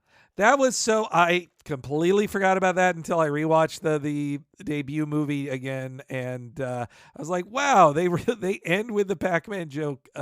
This was back when, and we'll get to it later too, this was back when it still felt novel to see a video game or Star Wars reference on a cartoon show. I know I lit up when I saw a TV show reference a video game, even as late as 2004 when this premiered. That guy ate a power-up mushroom just like Mario. Oh, my God. Woot. Woot, we would say. I would go after reading all my webcomics and tell all my online friends about all the newest references that were made. Have you been seeing all of the fun posting of old 2004 webcomics? Oh, yeah. Maybe that's why I was thinking of it, because somebody posted an old Penny Arcade where one of the characters calls Kirsten Dunst a stupid whore. Yep. Yeah, it was. And look, I felt intense anger about Spider-Man things myself too, and I felt it in 2004 even, but I would never, also I never was mad at Kirsten Dunst at all. I love her, but yeah, that was insane. That was insane. Yeah, I mean, to be fair, it was the asshole character who was saying it, but the asshole character is also the artist's self-insert, so there's a weird gray area as to what he actually believes. I mean, part of the journey for reading Penny Arcade was realizing, oh, wait, I assumed you were joking about these things you said, and learning they weren't. Anywho, so most of the episode titles are named after a movie or song, and this is named after Just the Two of Us by Grover Washington Jr. Later covered by Will Smith and Dr. Evil. Oh, Oh God, that's right. That's the end of the second Austin Powers, isn't it? Singing that song. It happens at some point within the movie, and the sequence was a parody of the, at the time, very, very new Will Smith and Jaden Smith music video. Man, have you noticed that Will Smith's trick to getting good press again is just he sings his old rap again, just some old rap again. He just did it with Men in Black. He sang that or performed it at Coachella. Actually, I saw a recent meme that he's in. He's created it where it's him making fun of all of the old memes of early AI Will Smith eating spaghetti. What? No, Yes. I haven't seen this. He's recreating the old memes of here is Will Smith eating spaghetti. AI made it. It looks like a horrible monster, and he's doing it in live action to imitate that. Well, I mean, that's going to change the headlines for sure. It's been 2 years since the slap. Is that nuts? I mean, he just wants us to forget about that and all of the too public information about his interesting relationship. That's true. Yeah, that's the slap also made people talk about their marriage in a different way, I suppose. So yes, Blue is being driven around by Frankie in our first clip here, and Blue is being a very annoying kid. Toll road, toll road! Can we take it? Ha ha ha ha ha! Can we? Ha ha ha! Why would I pay to take the toll road when I can take the road I'm on for free? Oh, Frankie. Everyone knows the best things in life aren't free. No, everyone knows the best things in life are free. Oh, yeah? Are paddle balls free? Well, no. So I guess we'll be taking the toll road then. No. Worst road trip ever. For the last time, we are not on a road trip. What? Then why did we go to the grocery store and stock up on all these snacks? Because we're running errands. Why do you think we stopped at the dry cleaners? So we'd have something clean to wear when we got to Water World? We're not going to Water World. What? There aren't a lot of hallmarks of early aughts humor in this, I will say, but one of them is basically doing the roundabout Simpsons reference, worst X ever. That was just a free joke everyone got in all of their programming after it was made. I had to check it out. I was like, wow, the Poochie episode was 9 years old when this aired, and that was hardly the first time. It was an online phrase in Simpsons fandom. They then had comic book guy say, so it was older than that when it was first said. But yeah, it was. You're right, a free joke to say worst blank ever. Though I think Blue really does feel like a kid here in that he is constantly, he sees a toll road and he's like, let's take the toll road. You get obsessed with one little thing you want to, and also when you're not the driver as a little kid, you want to try to get your parents to do what you want when they're driving. And I forgot an aspect of his character is that he really loves paddleball. Right. I forgot that too. I think because it's irritating. It's a classic irritating kid thing. When I was a kid, I didn't make my parents go on toll roads. My biggest thing as a passenger was if we were on long road trips, if the gas tank got under a third, I would get huge anxiety and beg them no, pull over, refill, let's take that exit, refill. Had you seen too many examples in media of cars running out of gas? I think so. I think I was worried. And then ironically, once I was old enough to drive, I actually it was rare I didn't drive around in that refill zone on my own gas tank. You realize as a cash-strapped young person how long the needle can rest on E before it's time to start panicking. $5 a gas, that'll get me there. Having that way of thinking happened a lot. Now I don't know what gas costs, and I don't want to know. No. Frankly, it's none of my business. It's funny to see on the Foster's wiki the age signifiers of the people who write it, because the best things in life are free reference that Blue is doing here. People think it is a reference to a Janet Jackson song, when I'm instantly thinking one, it's just it's a saying. But I think of the 1959 song by Barrett Strong, Money, That's What I Want. Yeah, that feels like the go-to for that reference. Well, see, we're old. The younger people who made the wiki, they think it's a Janet Jackson song from the 90s. Interesting. Though that song I knew as like, I probably heard it elsewhere, and it's a very memorable song.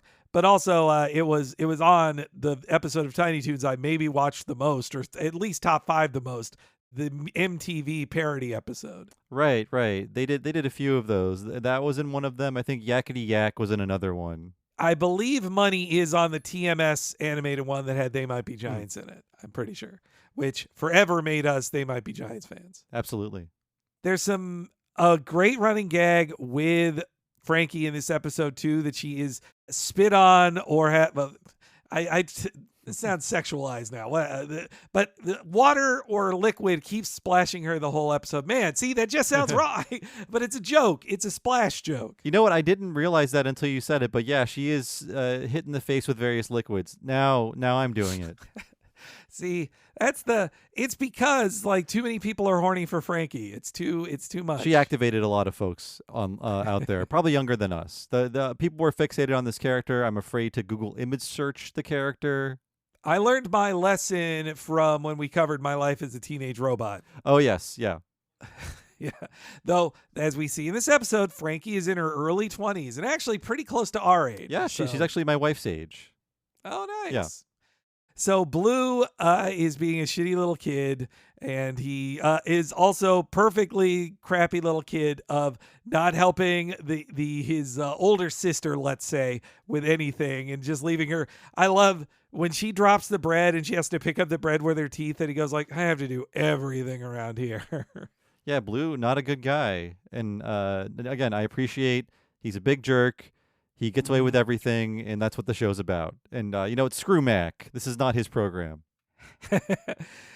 So Blue, he sees the keys left in the ignition and says, why must you tempt me? And this was such great staging. He walks away, and you can also see he's kind of like trudging sadly, which is hard to express when you have no legs and you just float on the ground like Blue does. Mm-hmm. But then you never see him turn back. That's what makes it such a great joke in the staging. You only see him walk away, and then the bus moves. So that's how you learn he went back in the bus. Yeah, I love how they don't waste any time. Yes, yeah. They just luxuriate in the idea of like, okay, Blue steals a bus. What do we do with that? And they come up with every possible idea they could do with it. Then this is when Mac comes into the episode, and the rules for Mac set up in the show is Blue will be adoptable by somebody else as a new imaginary friend if Mac doesn't show up every day after school. But he's still at school when this scene starts, so that's why he's getting in early with Blue. He's saving another kid a lot of trouble by just absorbing all of the Blue abuse. So this is when Blue dangerously crashes into a playground. Again, every time he crashes something, I'm like, yeah, you could not get away with having your lead character in a kid show do that now. No way, right? By the way, did you have an imaginary friend as a kid? Oh, I don't think so. I made up stories. Usually I'd make up stories of like, oh, wouldn't it be cool if Spider-Man did this or the X-Men did this? I would do that, and definitely with my action figures. But no, I don't think I made up an imaginary friend. I had one. I don't recall our various adventures, but his name was Bingy. Oh, Bingy. That's cute. I don't know where I got that name from, but I do recall. Maybe I'll meet him once I go to hell. In the original, in the debut episode, they have a joke that Mojo Jojo is there because they say some kids aren't very creative and they just make a friend who's a TV character. And so maybe that was me. Maybe mine was just, Spider-Man or Leonardo. Or Peter Venkman. Oh, man. Yeah, Peter Venkman a lot. Maybe I also came to like Peter Parker a lot because he was like, oh, his name's Peter, just like Venkman, and he's a white guy with brown hair too. Well, I know that when I got my first pound puppy, I named it Peter after Peter Venkman. So that's awesome. That explains a lot. Oh, you know what? Really young, Garfield was probably up there, and also the Leonardo of Care Bears. I think his name is Tenderheart, I want to say. That he was also a top guy for me. But yeah, so this is when Blue comes crashing into the scene, and I feel pretty sure this joke in the start of this clip here is a Gerald McBoing Boing reference. Vroom, vroom, vroom. No. It was somewhere like this.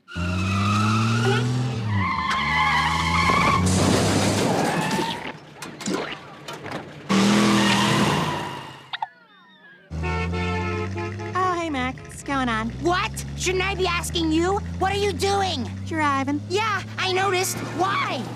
Because I thought it would be fun, which it is.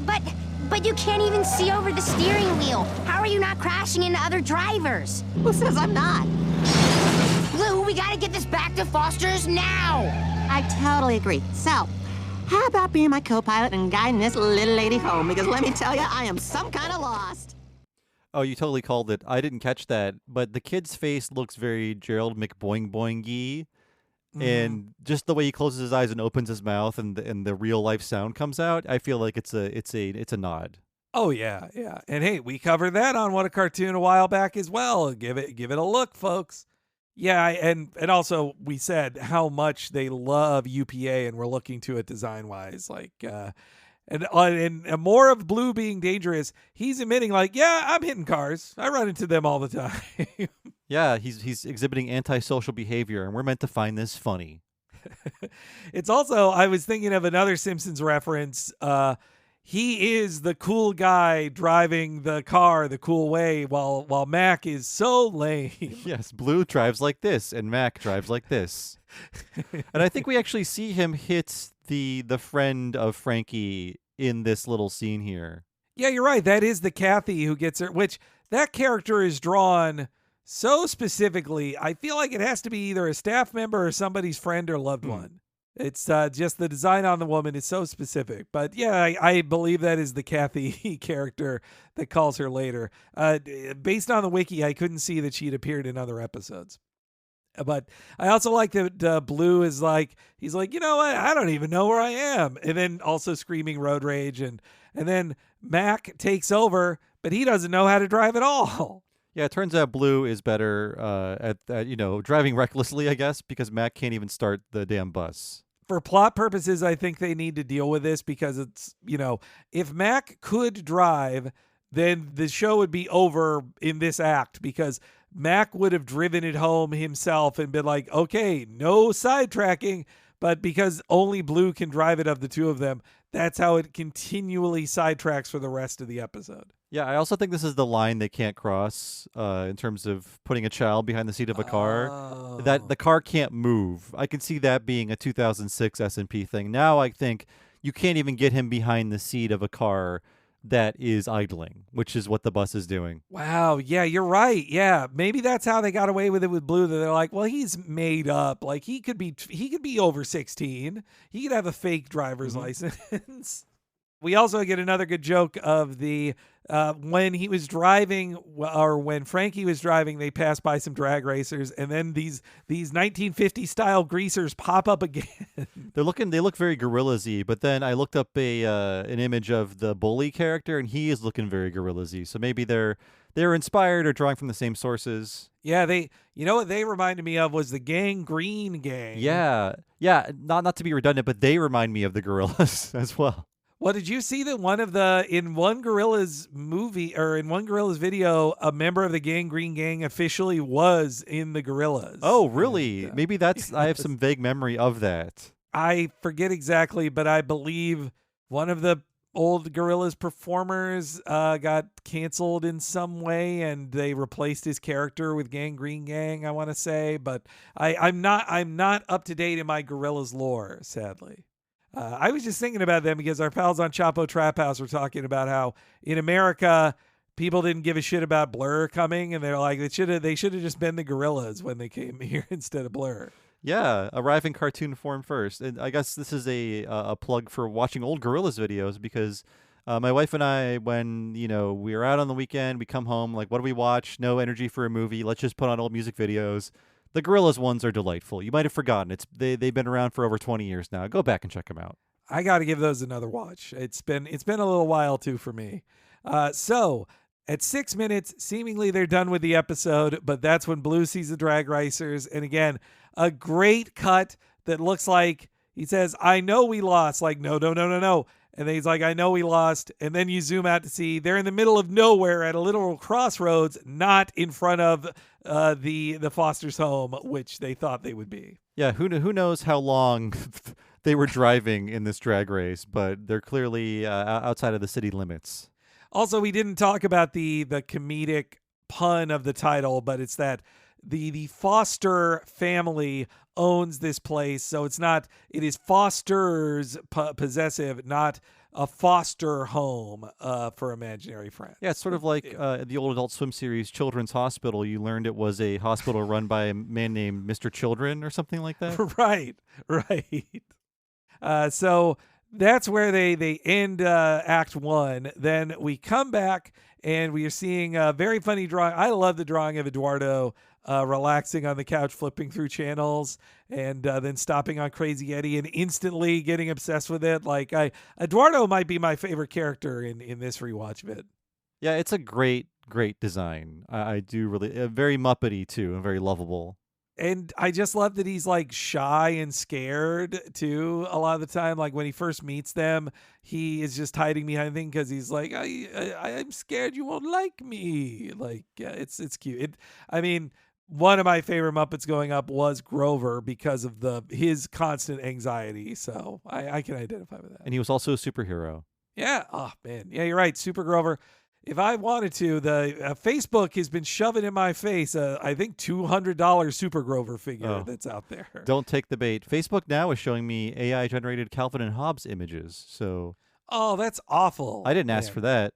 No, honestly, Facebook is the worst. Instagram is not this bad yet of the things owned by that company, but man.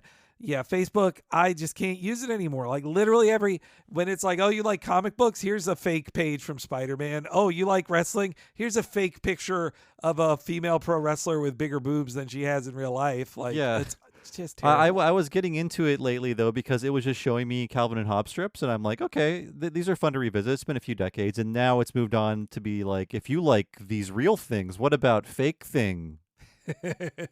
There's a finite amount of it, but what about AI? Huh? I'm like, yeah, AI is the worst. I hate it so much. We don't need Bill Watterson at all anymore. God, if I could make it that you had to eat glass every time you pressed an AI generator button, I would. I would do it. Okay, but anyway, we see he stops on Crazy Larry, which, Bob, you did a whole history on the Crazy Eddie style pitchman when we got to the, Malfunctioning Eddie, I think it was? Yeah, Crazy Eddie was a consumer electronics chain in the northeastern part of the U.S., and that was his gimmick, like, I've gone crazy, my prices are insane. And then it turns out he committed a ton of fraud and went to jail for 8 years. So he wasn't crazy, he was just a criminal. He should have tried the insanity plea in the. That's true. That's true. There was so much evidence of his insanity on television. When we talk about ad pitchmen anymore, today needs more of these crazy whoever selling things or wacky. Though maybe he'll be seen as ableist now. I don't know. Maybe it's insulting to people with mental health problems to have a Crazy Eddie type character. Yeah, his mental illness unspecified. I think it was a price-focused OCD, perhaps. Who knows? If we're gonna try to diagnose him, free YouTube video idea for you folks out there: find a professional therapist and show them a bunch of old Crazy Eddie commercials and ask them to diagnose the character of Crazy Eddie. That could be a great YouTube video, actually. A free idea for you folks out there. We won't do it, but. And so this is then when we cut to Wilt answering the phone as Eduardo gets his new idea. And I just love Wilt's asymmetrical design, his missing arm, his second eye is like a googly eye that doesn't seem to be functional too, and it's crumpled. Yeah, it's always making noise when it's rattling around in his head. When you hear Wilt clips, you'll also hear the googly eye moving around. Yeah. And this is when Wilt is asked to lie. That little why I'm gonna. Can somebody get that? Foster's Home for Imaginary Friends, Wilt speaking. Wilt, it's Mac. Listen, I'm sure Frankie is really upset, but... You bet she is. She's beyond upset. I haven't seen her this upset since Blue told that guy she liked that she used to weigh 800 pounds. I told you to not to wrestle! That George Mucus has gotten himself into a mess of trouble. George Mucus? You mean she hasn't found out Blue took the bus yet? Blue took the bus? Shh. Blue took the bus? Yes, but we'll be back in 5 minutes. She'll never have to know. Think you could cover for us until then? I don't know, Mac. I mean, then I'd have to lie. But Wilt, we're your best friends. You wouldn't want to let us down, would you? No. I guess I can cover for you, but you'd better hurry up. I mean, if that's okay. You're the best, Wilt. You know, it does feel like Blue should be the one asking Wilt to lie, but it does show Mac is a little shit too. Yeah. He actually is playing mind games with Wilt. Of like, but his delivery is totally them in mind of like, yeah, he's being a bad friend of like, but Wilt, we're your best friends. Yeah, he's being super disingenuous, and he knows he can work this doormat. It's actually, again, feeling like they wouldn't do this in a Cartoon Now type feeling that, yeah, there's no way they do it now where your main character gets a nice character to lie on their behalf. Like you would not see that in current cartoons, that at least mainstream ones for kids. In my notes, I have that the type of character Mac is what We Hate Movies would call a disgusting shit boy. In that this is what they call any child protagonist with floppy hair from around this era, and he's really proving his disgusting shitboy status in this scene. I also like that in the background of this whole scene, you can see the story of Blue trying to open the bathroom at the gas station, seeing he can't, come back with the bathroom key attached to cinder blocks, and then go in there, but he doesn't use the bathroom. We learn later it was just to get a pair of plungers so he can drive while looking at the out the window. And speaking of disgusting shit, these things are covered in them. Yes, God, it's so gross. Also, only listening to this clip here, I realized that George Mucus is a parody of George Lucas. Oh, now that you say that, it seems so obvious. Yes. But George Mucus. I wrote it down in my notes and was looking at it the whole time, even though I look up Star Wars stuff for later in this podcast, and yet I never thought of George Mucus being George Lucas. It was 2006. We were never more furious with George Lucas than this time period. Now it feels like everybody is like they wish he was making Star Wars now. That's what you hear from the fans now, which is sad. We didn't know how good it was, or how maybe not good, interesting. Yeah. I mean, I totally get that. Like the best argument I've heard for bringing George Lucas back, which what really should happen is you just don't make more Star Wars. That's better, much better. But the argument for him coming back is that George Lucas mostly wasn't trying to just give fans what they wanted and instead was doing what he thought would be a good story.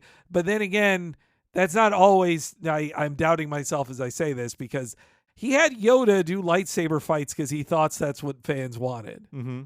Same with Jango Fett is in those movies, in the second movie, because he's like, you guys like Boba Fett, right? Here he is.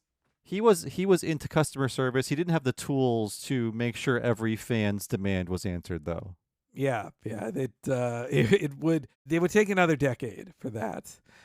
We're getting close to a decade since the Force Awakens. Can you believe that? I'm happy that's in the rear view.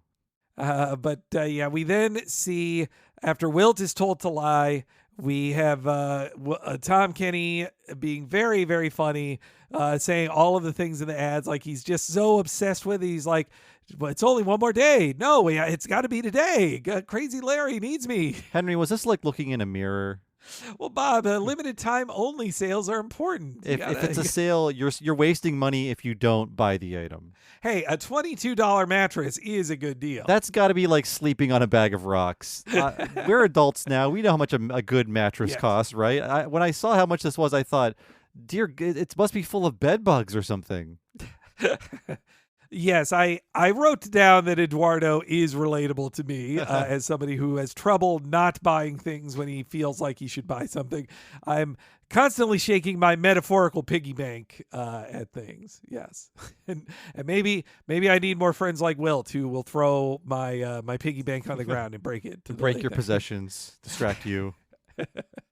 No, yes, it's funny that Wilt like Wilt's like, oh, oops, and then he breaks it. And to hear Eduardo count it out like and say trace and a half like that feels like just Tom Kenny being funny. A little improv here and there. Yeah, he wants to leave immediately. There's no bus, so Wilt has to just smash his piggy bank on the ground. This wormy little doormat has to be assertive. Yeah, he needs to stand up for himself, but it does make it it's where I thought about not just Muppets, but also him referencing, the Office or whatever, just sitcoms where it's like, yeah, one character, a nice character is asked to lie, and it just builds and builds and builds as he is getting more and more stressed out. Then we cut over to Blue, who doesn't give a shit about Wilt's problems, even though Mac is telling him like, okay, let's just get home. He's like, well, since we got the time, and gets on the highway. Yeah, this is a joke The Simpsons did, where as soon as you pull into the highway, you see nothing but basically parked cars because no one is moving. And then it's great to see Blue's reaction shot of just like tears streaming down his face. He's so happy to see this. So then after Eduardo counts his $22, we then see Wilt has to build more lies. Hey, Eduardo, ready to go? See, I am. Okay, I just need my keys. That's strange. My keys aren't here. Oh well, I've got a spare. All right, Ed, let's go. No, don't go. Why not? Because Coco's sick. She is? She doesn't look sick. Don't let that fool you. She's really sick. Blue took the bus. Really, really sick. You gotta help me. Right, Coco?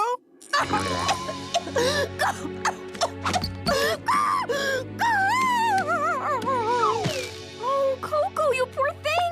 We need to get you to bed right away. Sorry, Ed.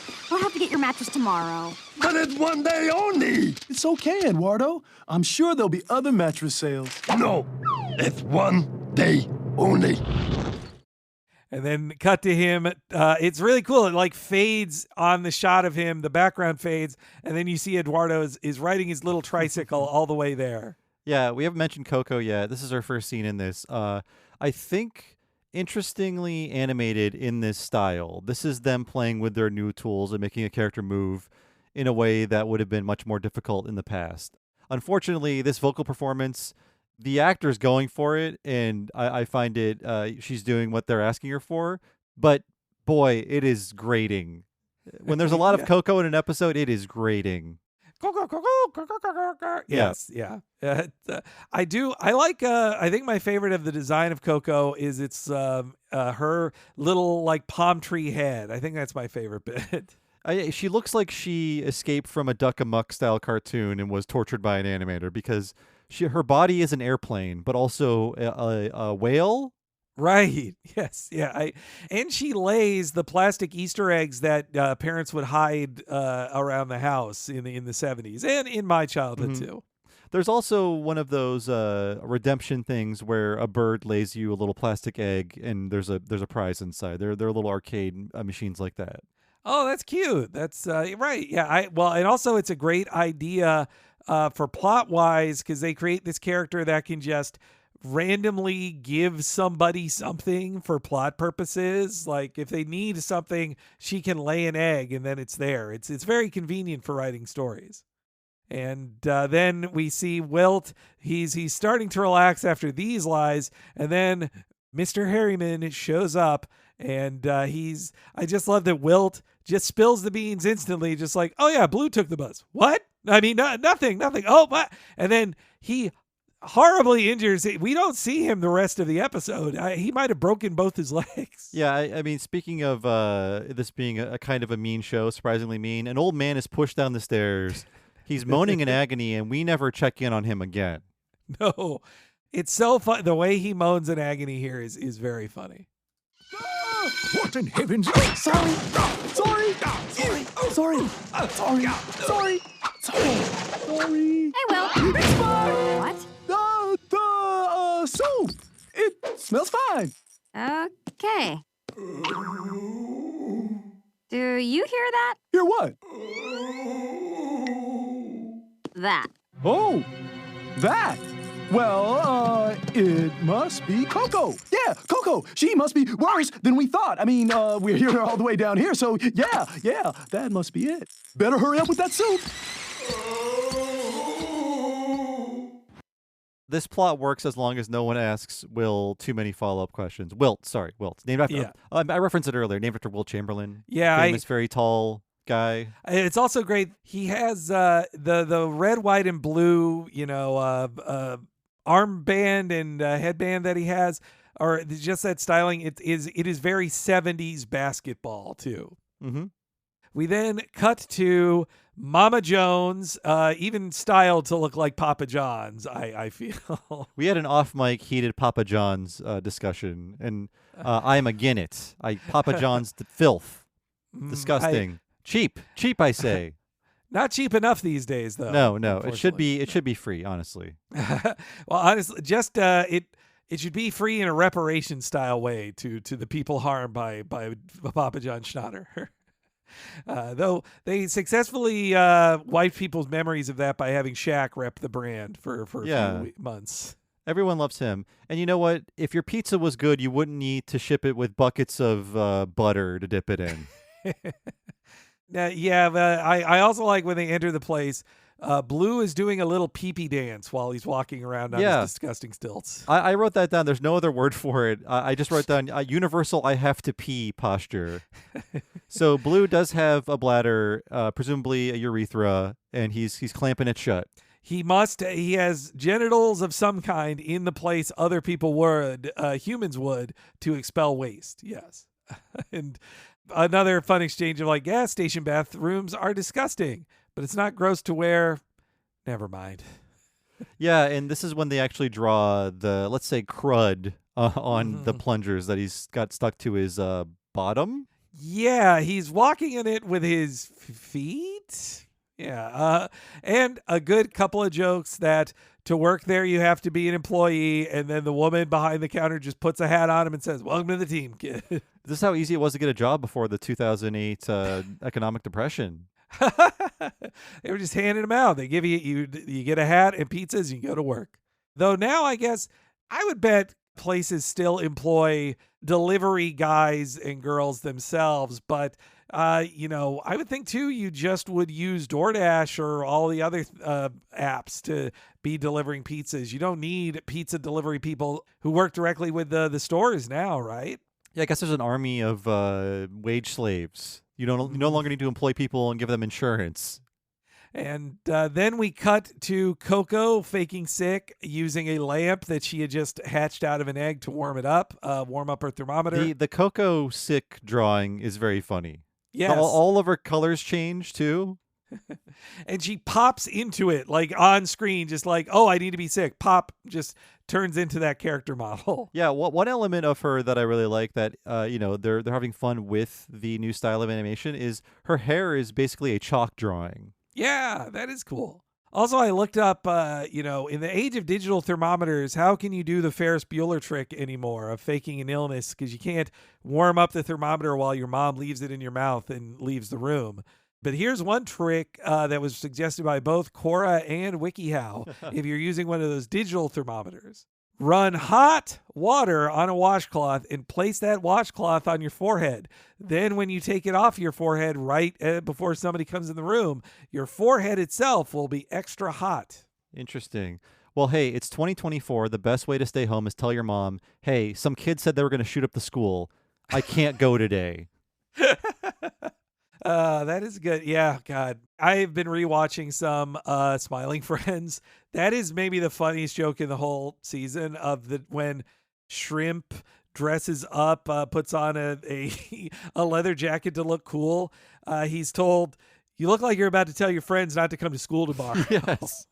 Yes, that's a great joke. Great dark joke. And we're allowed to make it and laugh at it. It was our generation. We, Bob especially, we suffered in that as much as anybody. Mm-hmm.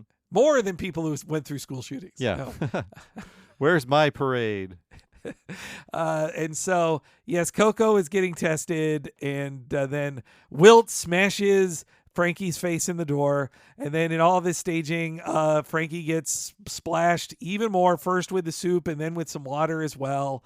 Also, I really love the act out of Wilt trying to tell Coco that Harriman is injured and hurt. Like, it's really fun. Like, every time Frankie looks away, then he's doing the act out of a rabbit ears and then cut back. It's so cool. Yeah, he's able to do all the pantomiming despite only having one arm, where he puts the rabbit ears behind his head and he then he does the hop and then he mimes the shoving gesture. Man, you're right. With all the constraints of Wilt's character, they find so many fun things to do with him. And then as she says she's looking for her aspirin, then we cut to seeing that it was in the purse that Blue is going through, and him insisting on doing the toll road without stopping makes it more exciting. So, Bob, I have to ask, did you know this reference when it happened on screen? No. In fact, I still don't.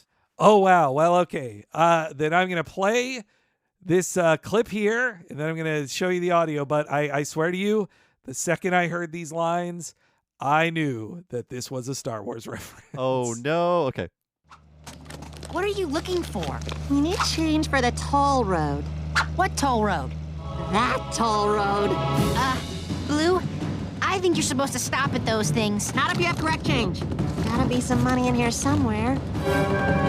You pay attention to the road. I'll look. Target's coming up. Almost there. Got it. It's away!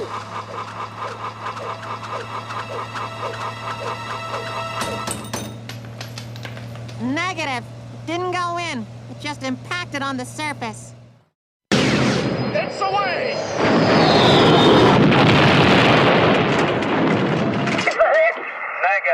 Negative. It didn't go in. Just impacted on the surface. Yeah, when Blue said that, I thought, what an odd remark. But I didn't think it was Star Wars related. So thank you. Yes, it was. Revenge of the Sith was basically a year old at this point, so it wasn't as cool to do a Star Wars reference. But yes, it took until they said it just impacted the surface. That's when I realized it was from the trench run, and that is the failed attempt at blowing it up. A guy almost destroys the Death Star before Luke can even do it, but he just hits the outside of the port and misses, and then that's him telling everybody, no, it just impacted on the surface.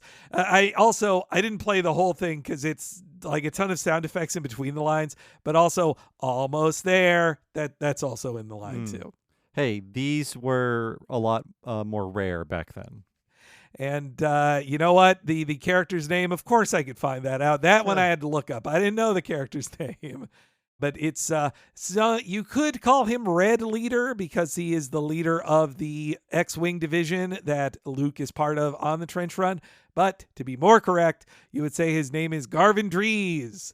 And I hope that on Gleep Glossary someday they cover the life of Garvin Drees. I was going to ask, is he in the Gleep Glossary? I don't know yet. I don't believe the We Hate Movies folks have done yet Garvin Drees on the Gleep Glossary, which, I mean, he's no Biggs or Wedge as part of the red team with Luke Skywalker. Honestly, who is? Biggs and Wedge, again, it's playing, being reminded of those characters in Final Fantasy VII and other Final Fantasy games. I keep forgetting. It's like, oh yeah, that's just Star Wars characters, right? Or characters named after Star Wars characters right there. Yeah, and that's why they're not making any appearances lately. Disney finds that less fun than the Fox Corporation did. But yeah, all those, it's just so crazy. They just put those Star Wars lines right there in the episode. So yes, that is what happens when they don't pay the toll is they smash through the guard stick. Sorry. Gate? Gate. The guard stick, yes. The guard stick. They smash right through it. And then a cop chases right after him. Again, I was like, I thought this would never happen on a Cartoon Network show because they would just be told today, it is very loaded to have the cops chase your characters in things now. Yeah, and the cop continues his pursuit even after the encounter because Blue flees from the cops after getting pulled over. I think people in America are more aware now of how often police murder children. So it's not as a fun idea of like this 70s car chase of a cop chasing them. We then cut back to Coco in the infirmary, and Frankie keeps getting splashed. And there's another good bit of just Wilt accidentally saying, no, the bus wasn't there. I mean, the purse. Your purse wasn't there. Purse. Oh, and then now he follows up with like, it hasn't been taken by someone in the house, if that's what you're implying. Yeah, Frankie does seem rather stupid, but I guess she's preoccupied with taking care of Coco. Honestly, at this point in the show in season 4, Frankie should have known from the beginning it was a mistake to bring Blue with her anywhere. Mm-hmm. Like, she needs to keep him by himself. Don't take him on errands. Don't leave him in a bus. None of those things. Yeah, the only benefit is jokes for the viewer she doesn't know exists. Also, as they leave the room, Coco lays an egg with a phone in it as well, just to, as we learn later, to call Goo for extra help. That's because Frankie knows they're out of aspirin, and so she is now going to look for Mr. Harriman, and that's going to cause more problems. So then we cut back to Blue with the cops, and Blue is paying 50 cents for a car chase and smashing through the gate, which that's fun. Very silly kid logic. And giving the cop an extra penny to get himself something nice. That's bribery. Another very funny bit as we cut back to Wilt as he's like, all right, I guess I'm going to dress up as Mr. Harriman and see if I can fool everybody. Very funny design. Yeah, I do like his weird rabbit man costume. And he's placing the hat on his eye, on his working eye. Yes. Yeah. How's he gonna balance it? Well, I guess this is how I do it.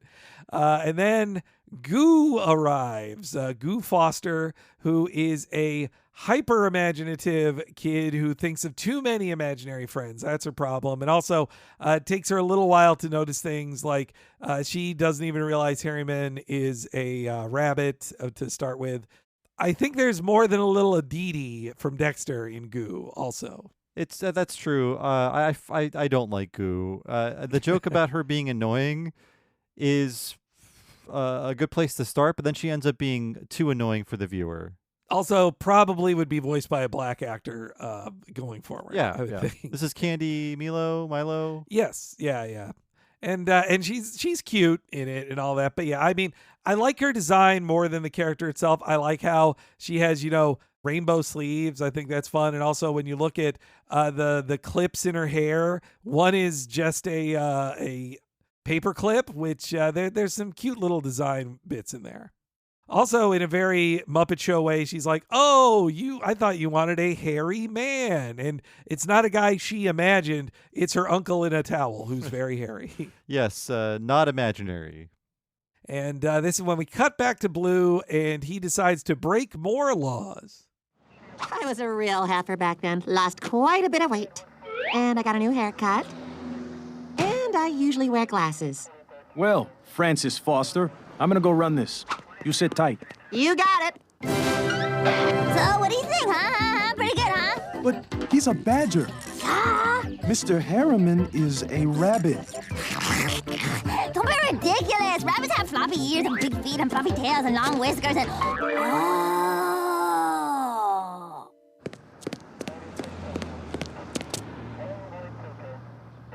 Sorry, Mac, it was all I could think of. Are you kidding? This is the best idea you've had all day.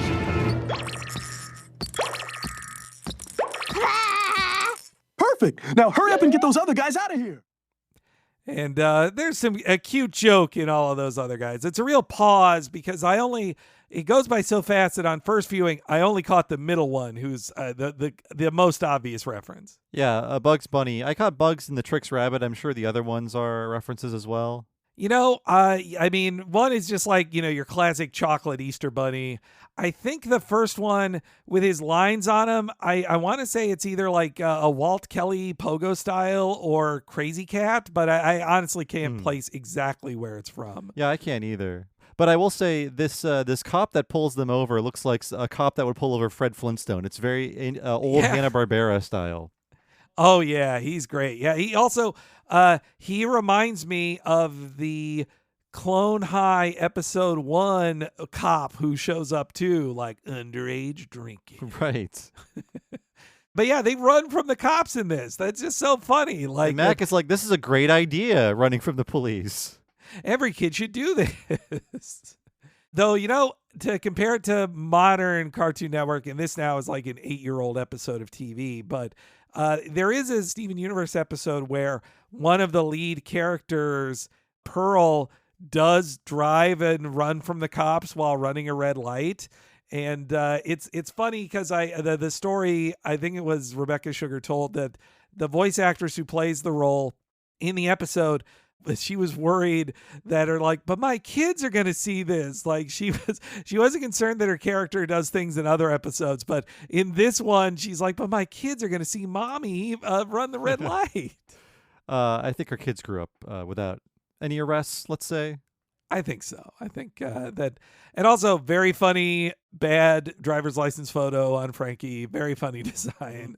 Although now, I don't know if we have these. I guess it depends on what DMV you go to, but they've let me take the picture again. They've shown it to me, and they say, oh, do you like this? Do you want to do another one? Mm-hmm. Yeah, no, I got that option when I got my Washington State ID last year. So maybe they were sick of these jokes.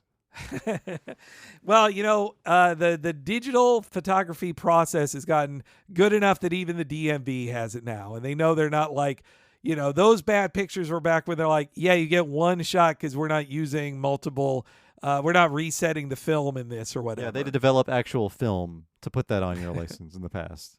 And we this is where we learned that Frankie is born in 1984, as we said. And also, the design of the Badger Harriman is also very funny too, and also I like all the cuts to Wilt, like his eye twitch, and he's just losing his mind in all of this. It's driving him crazy. Also, then when the fake Harriman meets Frankie, I also love how he's just like. How are these things being generated? Do they have souls? What's happening here? These are questions like in Toy Story, they're not going to answer. But yeah, I feel bad for them. Once you're made up, you exist, and everybody can see you too. It's such a strange. They're not that interested in the rules, but they do. There are some rules to this world. But yeah, how can you not she has created all of these things and they just live forever, just because you thought of them in a second, Goo? I needed you for a ruse, but unfortunately you're living and sentient and will exist forever. So enjoy life. Goo is a capricious god. So we then see Frankie believes it's the real Harriman, but he's gone delusional, and so now she's going to treat him too. Though, of course, she gets splashed once more as she runs into Harriman. And then more soup splashes on her again after that too. Then we see a little bit of Blue describing the open road, which definitely feels like written by somebody who grew up listening to Convoy, I think. Yeah, he's suddenly become an introspective trucker. Mm-hmm. And then as they're seeing hitchhikers, well, then comes another very dorky reference I did have to look up. Did you catch this one, Bob? Is it the sign the hitchhiker is holding? Well, I am the design of him, but yeah, to go to Magrathea, that's the destination in Hitchhiker's Guide of the Galaxy. Oh, I should have typed it into my Google. And the guy in the design of the man wearing a bathrobe and slippers and all that's Arthur Dent's main costume in Hitchhiker's Guide too. I assume this guy holding the Albuquerque sign is somebody that works on the show. That was my just a regular too. guy. Yeah. But I can't place it either. But Hitchhiker's Guide, of all of the nerdy stuff out there, I never got too into it. I liked the 2005 movie, though definitely I've heard from fans they don't like it or there's flaws in it. And that led me to listen to, a long time ago, the BBC radio play version of it. I've been meaning to actually read or listen to the audio, the full audiobook version. I made it about 3 books into that series, and I thought I would love it. I mean, to be fair, they're very easy reads, so it's not that impressive, but there's a certain point where you realize, oh, he's being forced to write these and he hates doing it. So he's just incredibly cruel and nihilistic, and it's not fun anymore. The first 2 maybe are good, but the purest form is the radio play. Yeah. That's I think I had heard that from the Hitchhiker fans in my life. And so, we then, they pick up a bunch of other weirdos, and then they decide to pick up Eduardo too, who they see him pedaling sadly on the side of the road. And again, the cutting across all of those lanes, very dangerous and funny and silly in a wonderful way. And Eduardo doesn't care. He just wants to get somebody to drive him to Crazy Larry's before it closes. He's not questioning any of this. And so Wilt now is getting pretty sick of how he's being used. There you are. I've been looking for you everywhere. The infirmary is all out of aspirin, and I can't seem to find my purse anywhere, and... What? What are you... He's delusional! Wilt! Sorry. Well, I guess we better get you to bed, too. Sorry, Wilt. There was a slight holdup. A slight hold-up? You said you'd be home in 5 minutes. If you can just cover for us for a little longer. Okay, but please hurry. I'm not sure how much longer I can keep this up.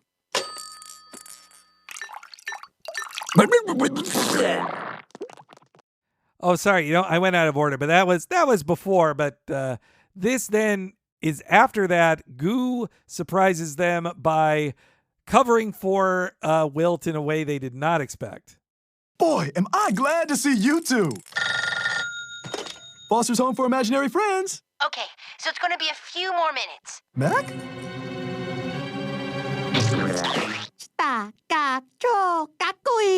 Pretty good, huh? Obviously, Frankie was totally fooled, which is good because she noticed that Mac and Blue weren't here. But now she thinks they are here. And what's even better, this Blue speaks Japanese. 2 minutes! You have 2 minutes before Frankie leaves the house, and there's nothing I can do to stop her, Mac! I am trapped in a tangled web of lies, and I can't do it anymore! I tried, I really tried, but it's too much, okay? It's too much! The Wilt Man is signing off. You are on your own, mister. Sorry. He even says sorry. Well, he's such a doormat. Poor Wilt. But yes, you were asking Henry earlier if the Japanese is accurate. I forgot about the second line, but I had my wife, who's fluent in Japanese, watch the first one and the last one, and she's like, yeah, this is pretty accurate, except the subtitles are silly. So the first one, he's like, wow, cool tongue. And the last one is the Blue saying, driving without a license? That basically, so the sentiment is there, but they're dressing it up with goofy, like, Hong Kong subtitles, basically. Yeah, okay. Thank you, Bob, for asking her that. Because, yeah, the subtitles they give them are definitely random Japan-style jokes. Or it's jokes about bad localization, which localization had gotten much better by 2005, so you don't need these jokes anymore. But it's kind of a throwback style joke. And also, I could pick out a word or two here with my very limited Japanese knowledge, but I also was having trouble following because Blue's voice actor seems to be going very phonetically through the Japanese he was asked to say. Yeah, but I guess the important thing is it's not gibberish. It's not. It's fairly accurate. The only thing that's not accurate are the goofy subtitles, which are making fun of bad localization. And it's very much like the, super happy fun time kind of Japanese localization that we would see jokes about in this era, like Big American Party. Yes. Yeah, exactly. Wow, that was around the same time. That was like 3-4 years, but no, wait, it was like 6 years earlier, but it's in the same era. Yeah. I could definitely hear Tensai and Kakoi in there, but yeah, I was thank you very much, Nina, for that. Yeah, we cut back to Eduardo being very relaxed on the mattress. And I'm with Mac in this one of just feeling like, guys, we're late. We got to go. It's just like 1 minute only. Like him just saying, well, it only takes 1 minute. If it takes 2 minutes, then it's just 1 minute. Yeah, he has his eyes on the prize in this episode, and he wants his very crappy mattress. We don't hear anything about a box spring or a bed frame or anything. Perhaps he already has those. They should be upselling him on this for sure. Yeah. Actually, this, again, speaking of things that are laid out very well, you feel the pressure of Mac as well, trying to get everybody back. And then they found all of the perfect things that delay a cashier, and they pace it out so, like, you can feel the tension simmering over while everybody else is relaxed. Yeah, I found myself in this situation often when, I just want to get a cup of coffee and people are in front of me. They're asking questions. What questions do you have? Yes. To hear, gotta void it out, that is like you want to kill yourself when you hear that sometimes. No, that was when I was in Japan. The only bad experience I had waiting at the cashier was behind other foreign tourists who decided they didn't want something and they had to void out the entire receipt to get it out of there. And it for real took 20 minutes. I was losing my mind. It's Japan, so there'd be 40 pages of paperwork. The prime minister has to fly in and stamp it. Because you're not supposed to, if you say you're buying something, you buy it. They expect the customer to know what they want to buy. And instead of the customer is always right insanity that we have in this country. But yes, this is where Eduardo gets his mattress. That'll be $44. I have coupon. Okay, just need to void this out and start over.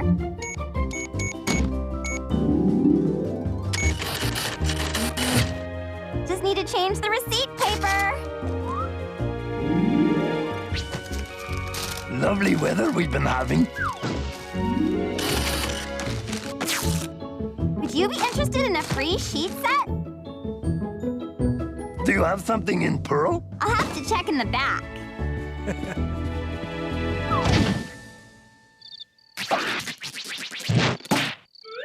Okay, now we can go to Foster's. Just need to make a couple of stops first. Stops?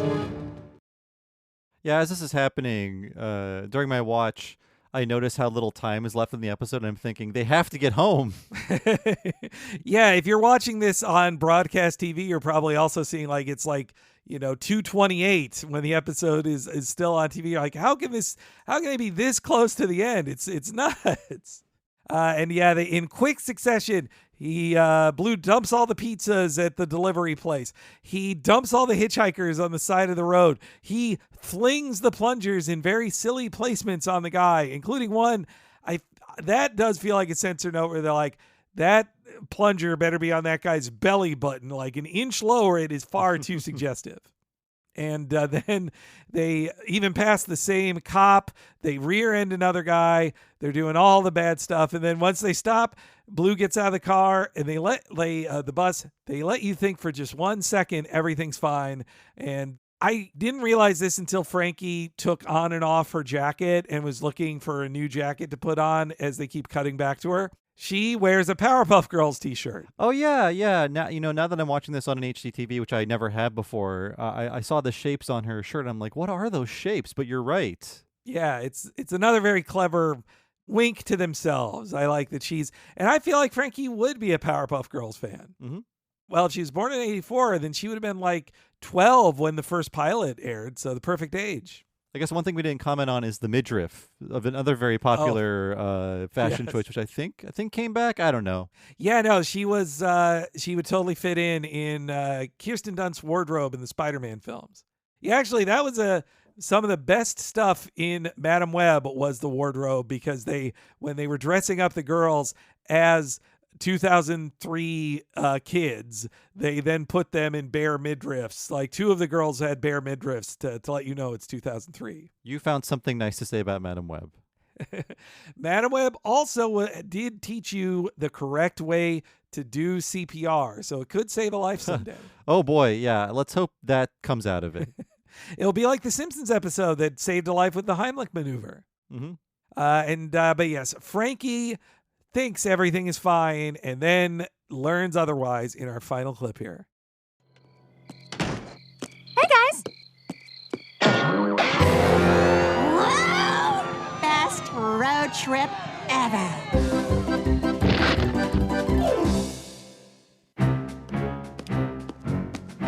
Driving without a license, lying on a job application, destruction of personal property, destruction of public property, illegal use of toilet plungers, and calling me a heifer. I mean, really, Blue, don't you have anything to say for yourself? 免許ないのに運転した?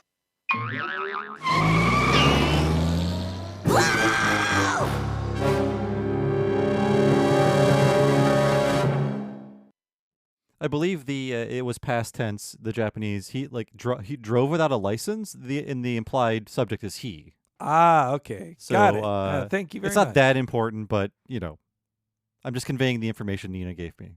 As we talked about in the Emperor's New Groove podcast, there's a very dirty bad word in Japanese that my first thought was like, did they get away with saying that on TV? But no, he said real Japanese. I believe you're thinking of the word manko. Yes, yeah.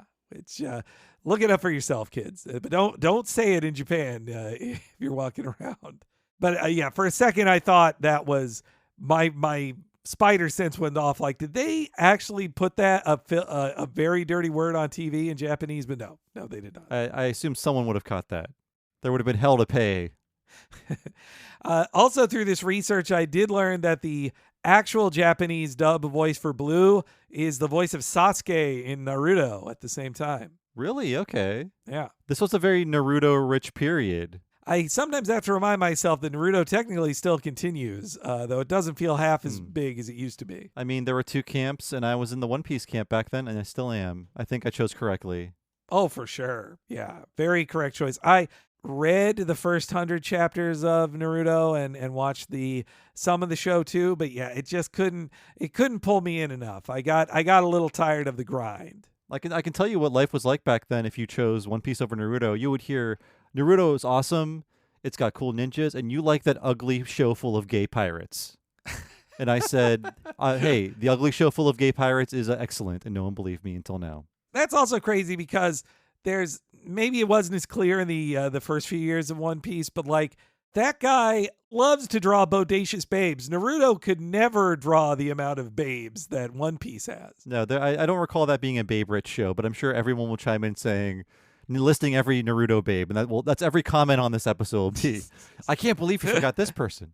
I just think, because I have been having read all of One Piece, I just kept laughing at like, oh, here's another woman with Fujiko's body type. Every woman has Fujiko's body type. Yeah, up until the point they're fairly realistic by anime standards, but then every woman gets the same body.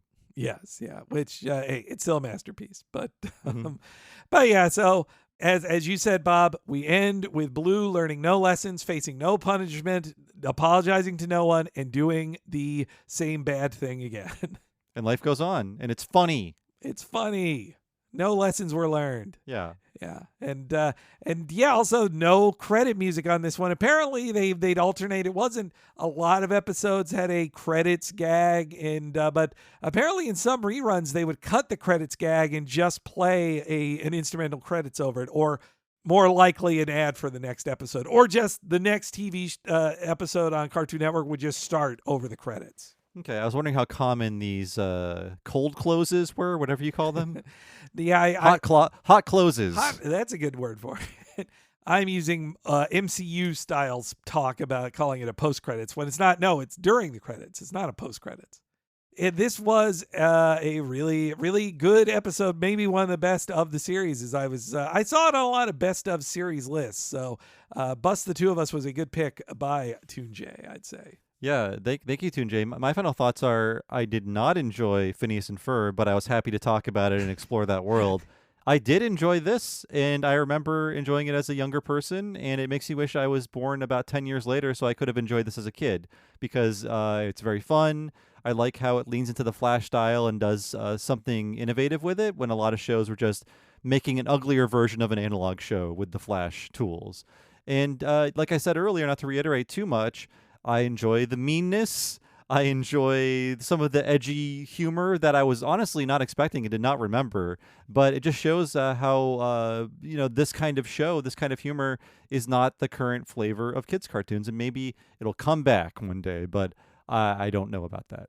It's not going to supplant Foster's Home for Imaginary Friends will not supplant Powerpuff Girls is my favorite McCracken show because I just have so much love for the Powerpuff Girls, and also I just love superhero parody, that especially when they are beating up ridiculous Hanna-Barbera characters. But yeah, this is full of my favorite voice actors, full of lovable characters, and it's nice to have a long 22-minute show too, to have all of this instead of the speed of, a 1/3 episode long segment like in Dexter or Powerpuff Girls. So and to see that this was the real proving ground as a writer for Lauren Faust and others who would follow her to the My Little Pony and other shows. It's an interesting milestone in American cartoon history too that I did not expect it to be when before I did the research. Mm-hmm. So thanks again to ToonJay for sponsoring this episode, and thanks to all of you for listening. If you want to support the show and get over 150 full-length bonus episodes on top of that, head on over to patreon.com/TalkingSimpsons and sign up at the $5 level. And when you do, you'll unlock nearly 7 entire years worth of Patreon-exclusive episodes about things like Futurama, King of the Hill, Mission Hill, Batman the Animated Series, and The Critic. And that $5 a month also gets you new monthly episodes of both Talking Futurama and Talk King of the Hill. It is a whole lot of bang for your buck, and it's just $5 a month at patreon.com/TalkingSimpsons, and there is a $10 level as well. When you sign up for that, you can access all of the $5 stuff naturally, but then you can also access one mega long podcast, very, very huge podcast once a month, only for patrons of that level or higher. And what is that, Henry? Bob's talking about the What a Cartoon Movie podcast, our premium animated feature discussion we do each month, often over 4, 5, or even 6 hours long. If you sign up today, you can hear the brand new one we just did. You heard it in the free feed, a preview of it, but we talked for 6 whole hours about Teenage Mutant Ninja Turtles, the 1990 classic film, as part of our live action April. In May, we're going to be covering Bender's Big Score, the Futurama comeback movie, as part of kind of tied into our many Futurama podcasts that we have done. And you can hear almost we're nearing 5.5 years now of What a Cartoon Movie. We've covered so many classics. I mean, if you liked all this episode, you could hear us talk about things Lauren Faust worked on, like The Iron Giant, or also Dexter's Lab Ego Trip is related to this show too, and I think you'd really enjoy that podcast we did. We've done so many, including our longest ever, 6.5 hours about Who Framed Roger Rabbit. Check it all out, and all of the other cool stuff we've done at the $5 level at patreon.com/TalkingSimpsons. And I've been one of your hosts, Bob Mackey. You can find me on Twitter as Bob Servo, and my other podcast is Retronauts. It's a classic gaming podcast all about old video games. You can find that wherever you find podcasts, or go to patreon.com/Retronauts and sign up there for 2 full-length bonus episodes every month. And Henry, what about you? Hey, I've been Henry Gilbert, and follow me on Twitter at HENEREYG, and also on other social media where I am Talking Henry on Instagram. As well, if you're following both me and Bob on social media, follow at Talk Simpsons Pod on all those places, because you will stay in the loop when there is a new podcast on the Patreon, on our free feeds, if we're doing a live show, if we guest on other people's podcasts, all that stuff. You stay up to date if you follow at Talk Simpsons Pod in Twitter, Blue Sky, Instagram. All of this cool information is also at TalkingSimpsons.com. Thanks so much for joining us, folks. We'll see you again next time for an extended free preview of this month's episode of What a Cartoon Movie, all about Bender's Big Score, and we will see you then.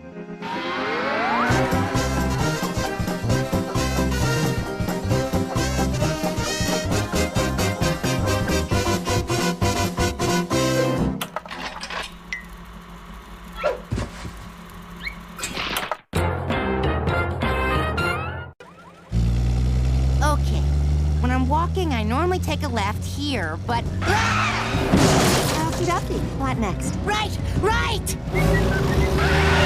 Okay, over those bushes. Or through. Left! Now through the O'Leary's yard. Be careful, they have a mean...